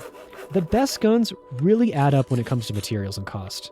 But trust me, it's all worth it, because soon we have our very first top tier level 5 base, and the laser gun to go with it. I'm going to place this first turret in the same spot I put the first flame turret, right in front of my front door, so it can protect the farm and... What? Look at all this lag. This is really bad. Yeah, I've said it before, and I'll probably say it again, but this mod is a little bit buggy. Again, no pun intended. But soon, we get this beast set up and defending our base. And it starts to clear out the area immediately. But it's already starting to struggle for power. We can run our fission reactor for a little while to charge it up. And wow, this mod is really struggling now. Okay, I guess I locked myself out because the door's not opening. That's probably the scariest part yet. Okay, finally, we can see that the laser turret does have some energy, but this might be a problem down the road. I do get an older turret set up, and I move each one of them around a little bit. I want flame turrets on each corner, and maybe an extra one in the back, because it's always nice to have a little extra junk in the trunk. Finally, on day 66, we get sheet metal slices and finish up the roof for the workshop. And we even get some sheet metal roofing over the lab, too. This is making Sigma Base look pretty good. Then, I take a look at my batteries, and, no surprise, with all the power demands we have, these poor things, they really didn't stand a chance. So, I make some more solar panels, but honestly at this point, it's really just for show. I just want to finish up the roof. All I really want is to have a roof that is covered in solar panels, because I think it looks good, and it does give a little extra power for a bonus. But hey, when I do finally get this whole thing covered up, I do have to say, it does look really good. I mean, a Martian base with a fully laid out solar array up here. That being said though, we have to face the reality, and this is we need to figure out a better power source to keep these turrets running. On day 67, I start to run around, and I start adding those sick reinforced doors on each room, so that the whole base really looks good inside and out. I then break out a door that goes from the reactor room outside, because I always like to have multiple doors in my base. As I look out, I see that there's this creepy infested blocks growing everywhere. But the landscape is still pretty normal, and I can clear this away easily. For now. But as soon as I see one of these beacon things, I start to get a little bit unsettled. Beacons can spawn new parasites indefinitely, and they're going to keep coming, so sooner or later, they're going to run my turrets out of ammo and power. So I decide, if they're going to be out there, I'm going to have to be more active in clearing them out. So I'm going to make this new chemical reactor that I was looking at. Now, in my mind, I'm thinking creosote oil is flammable, so loading this up should work like a flamethrower, right? But I spray some enemies, and I see that it makes the targets flammable, but not on fire. The flame turrets already light targets on fire, so it's kind of redundant. The next ammo we try out is lava. Now, if throwing lava at your enemies doesn't do damage, I give up on this thing. Okay, here we go. This better work. One shot, and I see exactly what I want to see. Now, it only does 1 damage, but parasites are super weak to fire, and it burns them for 3 damage a second. Now this, I can work with. Now, it does have its limits. It really doesn't have very good range, but then again, most parasites are melee anyway, so this should still be a great weapon against them. Now, the kind of weird part is that on normal mobs, it still only does 1 damage, so it's pretty weak against vanilla mobs. I gotta admit, I'm having a little too much fun here. I'm running around Mars, clearing out parasites. Then, I get my vibe checked. I see a huge one on the horizon right there. This might be too much. I run down to the mines, and I start to grab some more resources, but I'm focusing again on coal and iron, because I'm going to need to try to make a bunch of steel. And of course, day 69, it wouldn't be right if we didn't have some fun, so we get some pyrothum dust out of the blaze powder, sulfur, and redstone, and then we take it to the magma crucible and we melt it down. I then see that Johnny Silverhands died, so I guess that means we're gonna go sleep, samurai. We get a pressurizer, so we can turn our coal into diamonds, which is nice, because we are going to need as many diamonds as possible, because we are going to be making a ton more laser turrets. In fact, all we really need now is some obsidian, and we can get some from the extruder. We then fill a jerry can with our blazing pyrothum, aka our blazing pea. Finally, we get another laser turret to top everything off. We make up another new weapon, the railgun. We craft up a charging station because the railgun needs this to be charged up. And finally, we craft up some aluminum rods, which is the ammo for the railgun. So, that means on day 69, I have blazing pea, and I can run around and blow my rods at Parasite's faces. But all jokes aside, this thing is a little bit unwieldy. It takes a long time to charge, and it can only fire 2 shots before it runs out of a charge, and you have to bring it back to your base. Look, I'm gonna be real with you guys and just be straight up. I kinda cheated here. I looked at some forums on Feed the Beast, and people think that the railgun isn't very useful because of that mechanic. And so I went into the config files and I set up the railgun so that it could shoot at least a stack of rods before it needs to be recharged. Call me a cheater, that's fine. But look, I want to show you guys this railgun and be able to actually use it. And the truth is, if it's not any good to me, I'm just going to leave it in a chest somewhere and we'll never get to see it used. I then craft up some electrum ingots, so I can make some medium wires. And then I use some of that steel we've been crafting to craft up some steel posts for our very next project.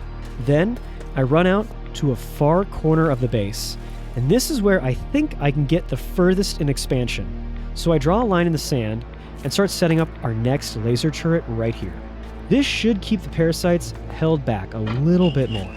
So on day 71, I head out to connect the laser turret, and I swear, I went into the config files and I turned off Assimilated Enderman.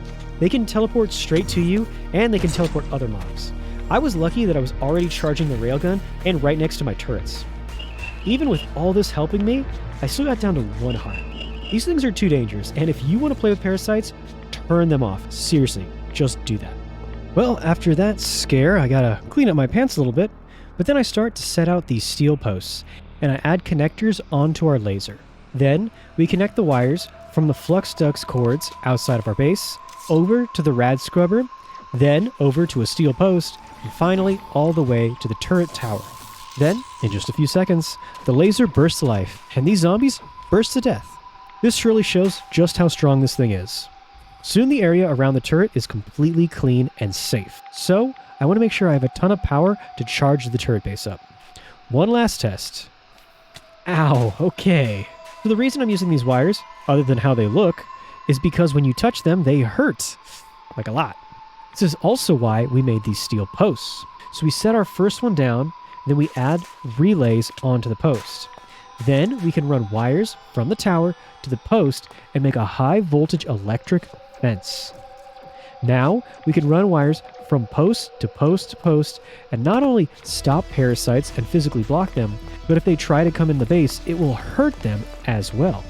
Just like these crazy looking monsters right here. A little bit scary when they jump on your face, but I think it works. I see how far the wires can extend, and then I put a post just within range. Now the small ones might be able to creep underneath this top wire, so I make sure to cover my bases, and I run a wire just over the ground. I gotta say, this is starting to look like some cool Jurassic Park style cage with all these monsters and electric fences. It's pretty cool. And I gotta say, this is making me feel pretty confident. And I'm thinking in my head that this is just going to straight up stop the parasites from getting close to me straight up. And it looks like I'm going to get a test faster than I was hoping. I see a massive parasite right in the area that I want to extend the fence. So I need to clear it out. And I start shooting it, thinking that the wires will hold him. I start running back to the laser turret when I see that he's stuck. So I stop to take a couple free shots when he breaks the wires. Now I panic. I start to sprint because I know the wires can break. I turn around and I start to unload at him. And soon, the beast finally falls. So the wires are pretty effective, and they work at slowing down and hurting the targets, but they're not unbreakable. If I don't keep my eye on the wires, they could start to fail. I connect this side of the fence to another part of the base, so even if there is a breach in the fence, no part of the fence will lose power. When I find any gaps under the fences, I make sure to fill in here by making a little wall to stop any sneaky boys. Back inside, we start to craft up another turret, but like I said, super expensive. And now we're out of iron, even after all that iron we mined. I need to get some more mining done. But some of the parasites are starting to get really dangerous, even just stepping out my front door. I need to clean some of them out with the railgun. Like this one, right over here near the Nether portal. I shoot, then I immediately just start to run back to my turrets, hoping they'll help me. I jump inside, and I hear the laser turrets start firing. Good. So I want to peek my head out and try to shoot a couple shots with my railgun, and then I see just how fast it is. It runs right at the door, and I barely get it closed in time. It's trying to get in. I pause. I think I'm pretty safe inside the base. But nope. The parasites can break into your base. I had no idea this could happen. I barely managed to take this thing down before it fully gets inside. I go outside, and I start to repair the damage, but I am truly shook at this point. I had no idea that it was this bad. I'm trying to set everything up, but every once in a while I hear the laser shooting, and I start to panic and spin around. This is so scary. I finish the wall up and just run to the Nether. At least down here, there are no parasites. I hope. I grab magma, and I grab some quartz, so that we can get some ammo for my turrets, because it looks like this 100 days is going to be a full-on turret playthrough. I then run into the mines, and I grab some more iron, so that I can continue to make turrets and posts.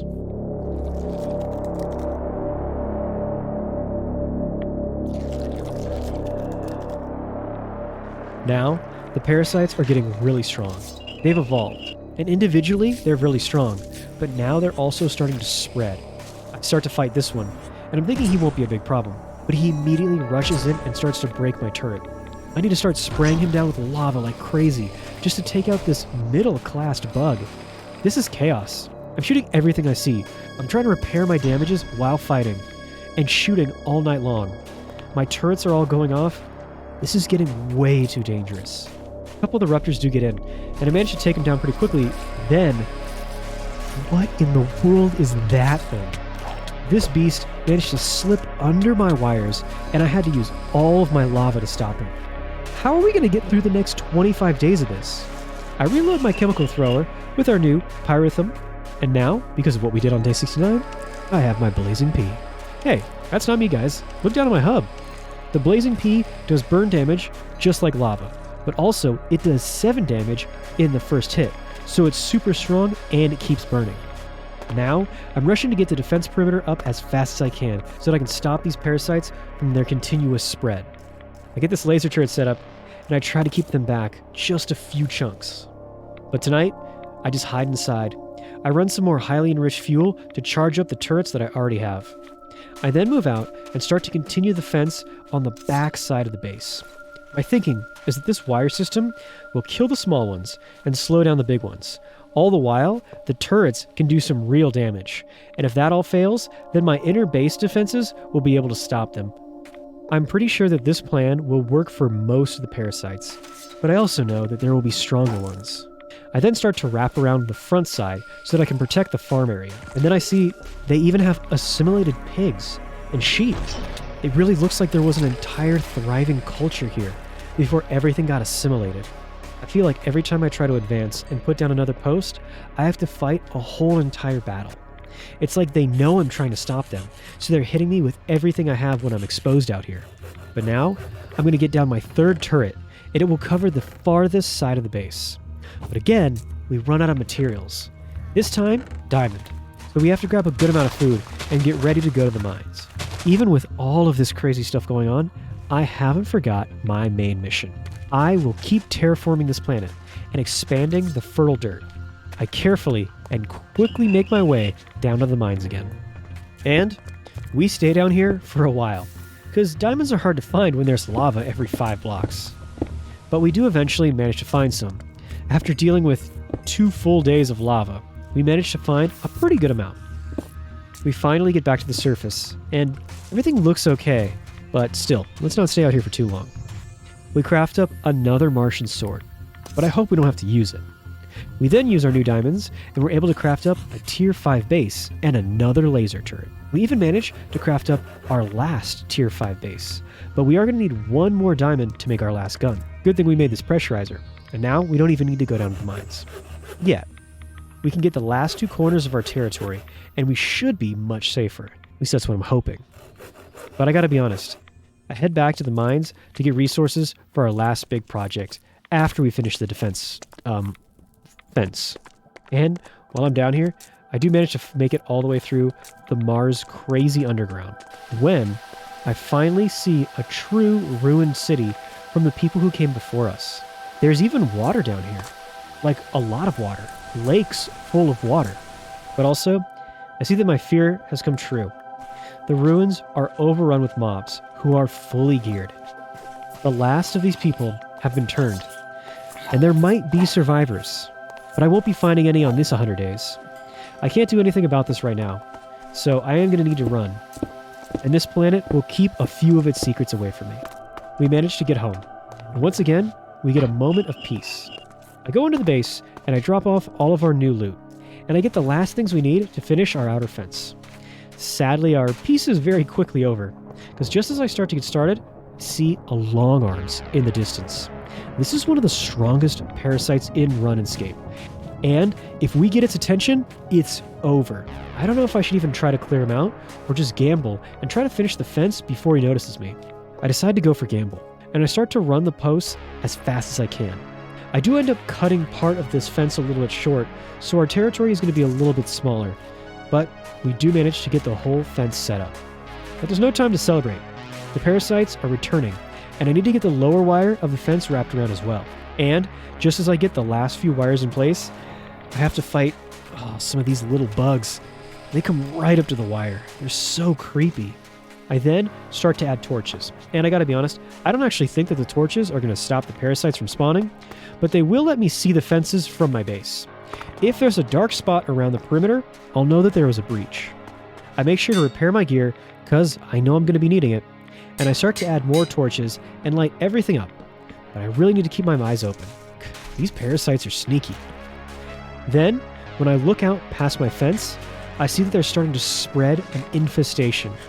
They're turning the ground itself into one living parasite. Now, I see where all these dead shrubs came from. The parasites have assimilated and killed everything. They've left this planet completely barren. I try to sneak out and set out my very last laser turret tower. I test out to see the max range of how far the wires can go. While I'm doing this, I can see just in front of me that parasites are killing and assimilating. And at this point, I'm too far outside the fence to be able to run back in, so I really need to be careful. This is where it could all end. I get this laser turret set up as quick as I can, and I was even smart enough to have the wire ready, and I can lock it in while I'm up here.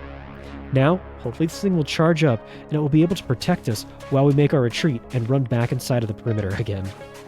I see a whole bunch of them massing, heading towards us. The laser turret can only take out one at a time, so I have to lob some blazing pea, and then I run before they all start coming toward me. Finally, by the end of the day, I have a full electric defense around the base, with 4 powerful laser turrets to protect each corner. But, just as I'm starting to feel safe, I get a harsh reminder that I can never let my guard down. An assimilated Enderman jumps over the fence and pulls a pack of parasites with him. I swear I disabled these things. This mod pack is actually getting out of control. I just start shooting every direction. Then I try to hide down here underneath the crash site. Just like I started, I'm scared and confused in this crater. But I recollect my thoughts, and I pull myself together. And on day 85, I get started on our final, last big project. I build a core sample drill, and I get an RTG to power it. I'm going to go from chunk to chunk inside of my base walls and try to find some good core samples. This will be the first steps to our final mega project. Ooh, look at that animation. So pretty. Sadly though, this first sample has no minerals, which is fine. The chunk here was right on my base, so hopefully we can find a clear, open chunk that's also inside of my fence. Okay, this next one is also no good. That's fine though. There's a ton more chunks to go through. Okay, but after a full day of looking around Mars, I'm actually starting to think that this planet doesn't have any deep mineral deposits. On top of this disappointment, I'm also always looking around my shoulders, afraid there might be more Endermen, or even mega parasites. This is so tense. They're spreading right up to outside the range of my laser turrets, growing and getting ready for an attack. Then, once again, we get some good news and some bad news. The good news is we get a good mineral sample, which means that this planet does have deep minerals. I then check my manual, and I start to look through all of the different types of deposits. We could get one that has diamonds and emeralds. And redstone? There's a ton of good ores we could find. Unfortunately, ours only has iron and gold. Could do better. And then, the bad news is, we've already checked all of the chunks inside of the fence. The iron one is really our best bet. There is a nickel vein, which is cool, but that's really for thermal expansion stuff. Then we get a uranium vein, which is definitely pretty cool. Then we get a silt vein, which is definitely not very cool. Okay, I really want to get some diamonds or redstone, because those would really help me with the turrets. And this is a little bit dumb, but I'm going to see if any of the chunks that are just outside of my fence are any better. Now, I'm not stupid, or at least I'm not super stupid. I'm only going to check the chunks that are just close enough so that we can connect our perimeter. This final spot here is way too far out here. There's no way it could be... And of course, it's a coal vein. The best vein that there is, and it's way out here, way outside of the fence. But my greed gets the best of me, because with coal veins, you get coal, diamond, and emeralds. I just can't turn this down. This will be the spot where we start our mining. But because it's so far out there, I'm going to have to make an extra effort to make it safer. So we're going to have to craft up even stronger wires, and I make high voltage wires and relays. Also, we start to use hardened flux so that we can move 4000 RF instead of the normal 1000. We run those hardened flux ducts right up to the very perimeter of our base. Then, we get ready to run the high voltage wires. These wires will do way more damage to any parasites that try to touch them, and hopefully, it'll keep them back. I then set up these big steel fences, and I hurry. This planet is now covered in roaming monsters. Oops, I made the ground collapse there. That was close. I start to connect the high voltage relays to this big fence. Then, I actually drop down into this hole, but this is a happy little accident. It gives me an idea. I can make an underground tunnel to get back and forth between the fenced off areas. Soon, I get these high voltage wires on all corners of this chunk, which means we have a small island in the middle of the ocean of parasites. By finally connecting the wires to this flux ducts, we now have an active electric cage that we can hide in. In addition, in order to get from our base to the coal vein, we now have an underground tunnel. Not too luxurious, but it'll get the job done. And now, with this setup, we still have hope for our last big machine, the excavator. This is why we've been collecting so much steel the past 100 days. This massive wheel alone takes 9 steel blocks, and with the scaffolding, it comes up to over 100 steel all by itself. That's the easy part, because now we have to make the engine that goes around the wheel. To make this, we have a collection of heavy engine blocks, radiator blocks, light engine blocks. It's crazy. We have to set it all out in the correct order, and still keep our eyes open this entire time for parasites that are swarming around us. But even with all of this, we managed to get everything ready, and by the morning, for the first time ever, I have the miner's dream come true. The excavator. Gotta say, it doesn't disappoint. We head back to our base at the start of day 88. Then, I see our capacitors are fully charged, which gives me an idea. It's time to finally get a Nuclearcraft battery crafted. These batteries really are endgame blocks, and of course they need elite panels. Luckily, we have a whole laboratory pumping out tons of elite panel materials. The only real challenge is getting these lithium-ion cells. It takes magnesium diboride solenoids, which is the same thing we use to make a fission controller, so that's easy. Then hard carbon, again, that one's pretty easy. The weird part is the lithium manganese dioxide alloy. We smelt up rondoc, I'm not even going to try, to get manganese, so that by day 89, we can use our fluid infuser to get manganese dioxide dust. Then we can combine that with our lithium, so not too complicated. Then, once we craft up our elite panels, the batteries are a breeze. I'm going to remember these things. I might just have to use them in our 200 days in our bunker. Though it does take 4 ion cells, so maybe it's a little bit more than just a piece of cake, but we're already committed at this point. So no matter what, pretty soon, we get our battery ready. And I run to the reactor room so that we can start to charge it. But on day 90, I see that this battery will take forever to charge, and Even when we do charge it, the excavator will eventually run it dry. To keep a constant 4000 RF running to the excavator, we're going to need to expand our reactor. No molten salt reactor to pump out insane energy, sadly. We're just going to have to make do with our old style fission reactor. But this time, I think I'm going to improve my design. I have our normal 3x3 design, but this time I add another layer of lapis coolers on the side to keep the reactor cooler. We use lapis, tin, glowstone, copper in the middle, and I'm going to rush through most of this because I've shown this reactor a ton of times before. We need to stay focused on the excavator, not its power source. The only real difference here is that I add this extra layer out here to fill with lots of coolers and one extra cell. I even decide to add another layer of graphite and coolers on the very top. And with all of these coolers, we'll be able to burn some real fuel. We then patch up the roof, but the reactor is so big and powerful, it is actually poking out of the top. But I actually really like that look. We have solar panels on one side and the reactor top on another. So when we get everything done, the reactor room is a bit tight to walk around in. At the end of the day, the reactor is a 3x4x4, and it makes, oh wow, look at those numbers. 14,000 RF and 14,000 heat. Yeah, those heat levels are a little bit alarming, but this kind of power output will keep our excavator running day and night. Speaking of power output, I start to look into curium fuels. And while there's a couple here to choose from, I decide to go full power and get the best one.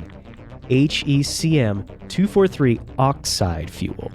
Now in order to get the materials for that fuel, we're going to have to craft up and recycle, oh, perfect, MOX fuel, my favorite. So we craft up a ton of MOX fuel, which I already love, and throw that into the reactor.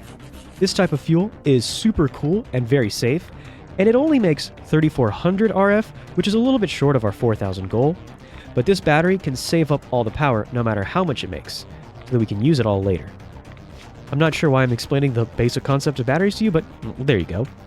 So, while the reactor is burning up the MOX fuel, and while we're charging up our battery, we're going to go out and put this chest on the back of the excavator. Now in order to run this thing, we need a constant 4096 RF per tick, and these wires alone just won't be able to deliver that. But we do have enough power so that we can at least test it out and just see if it works.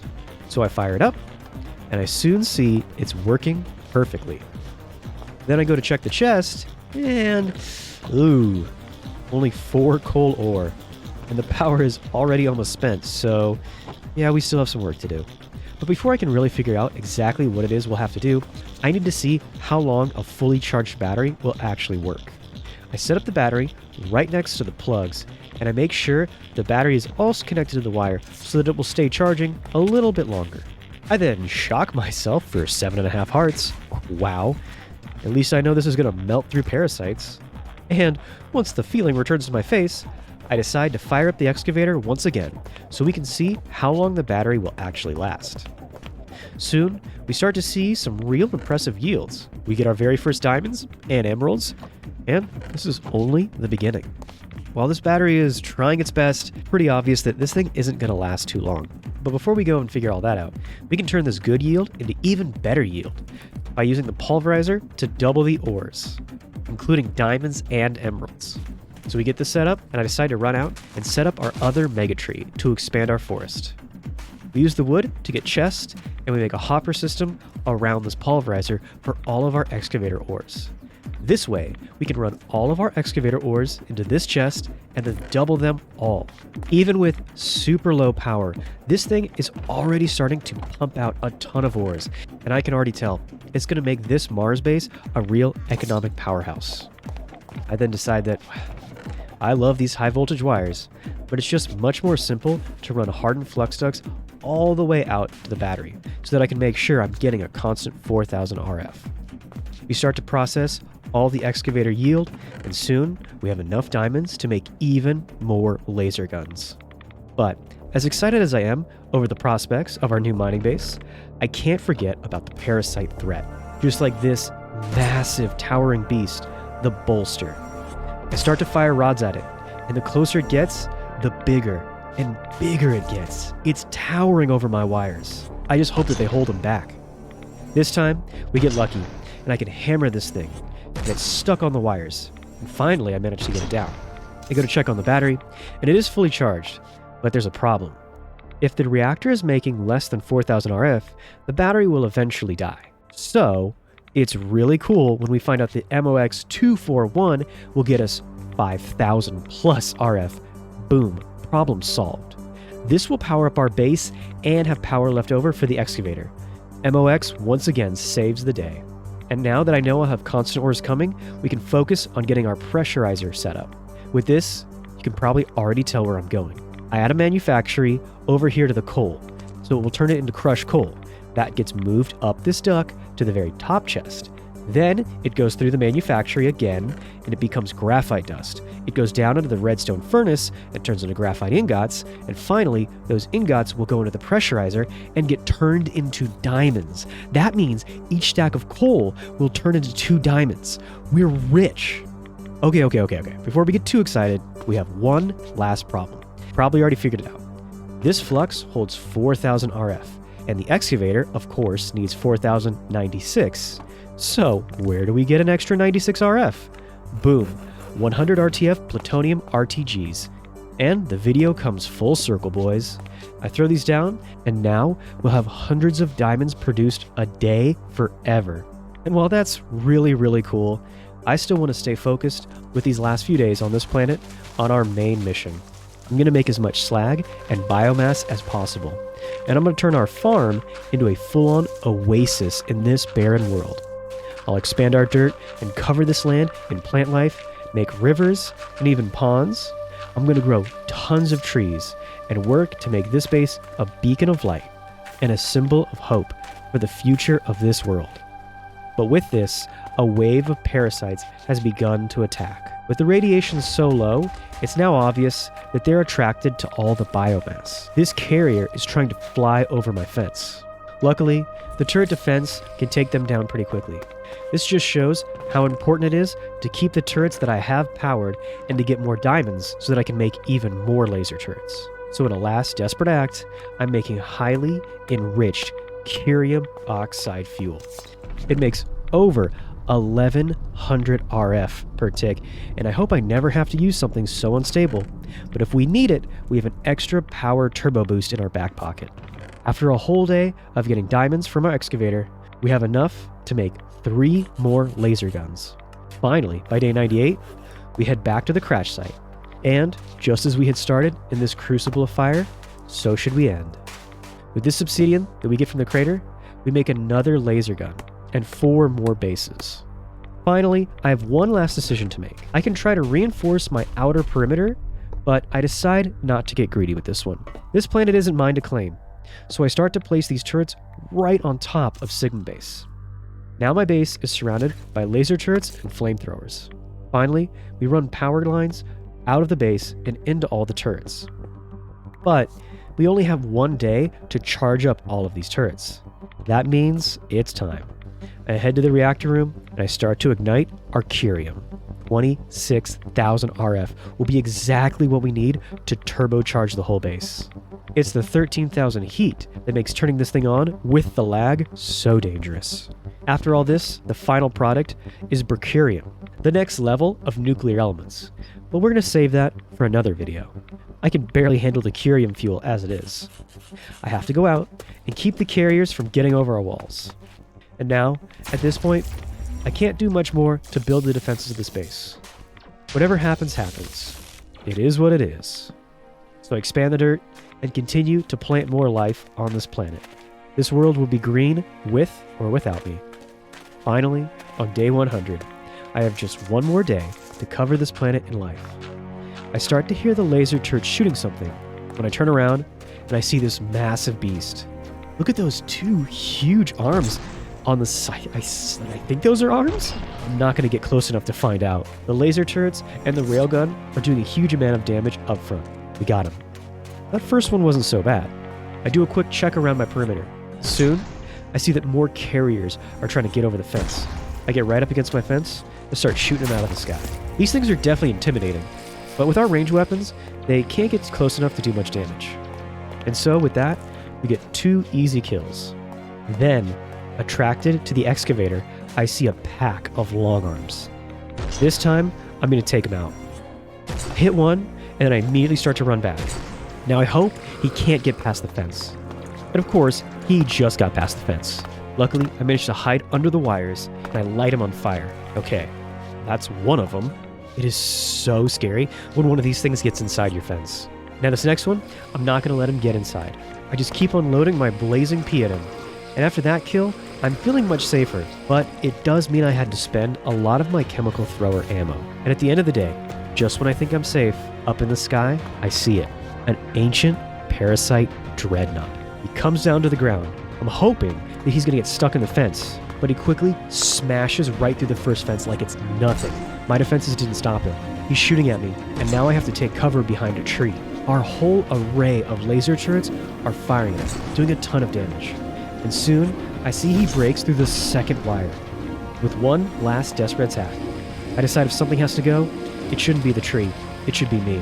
And I start to spray him with my chemical thrower and burn the last bit of this Parasite king and finally end the assault. The wires may have not held out, but the tree did.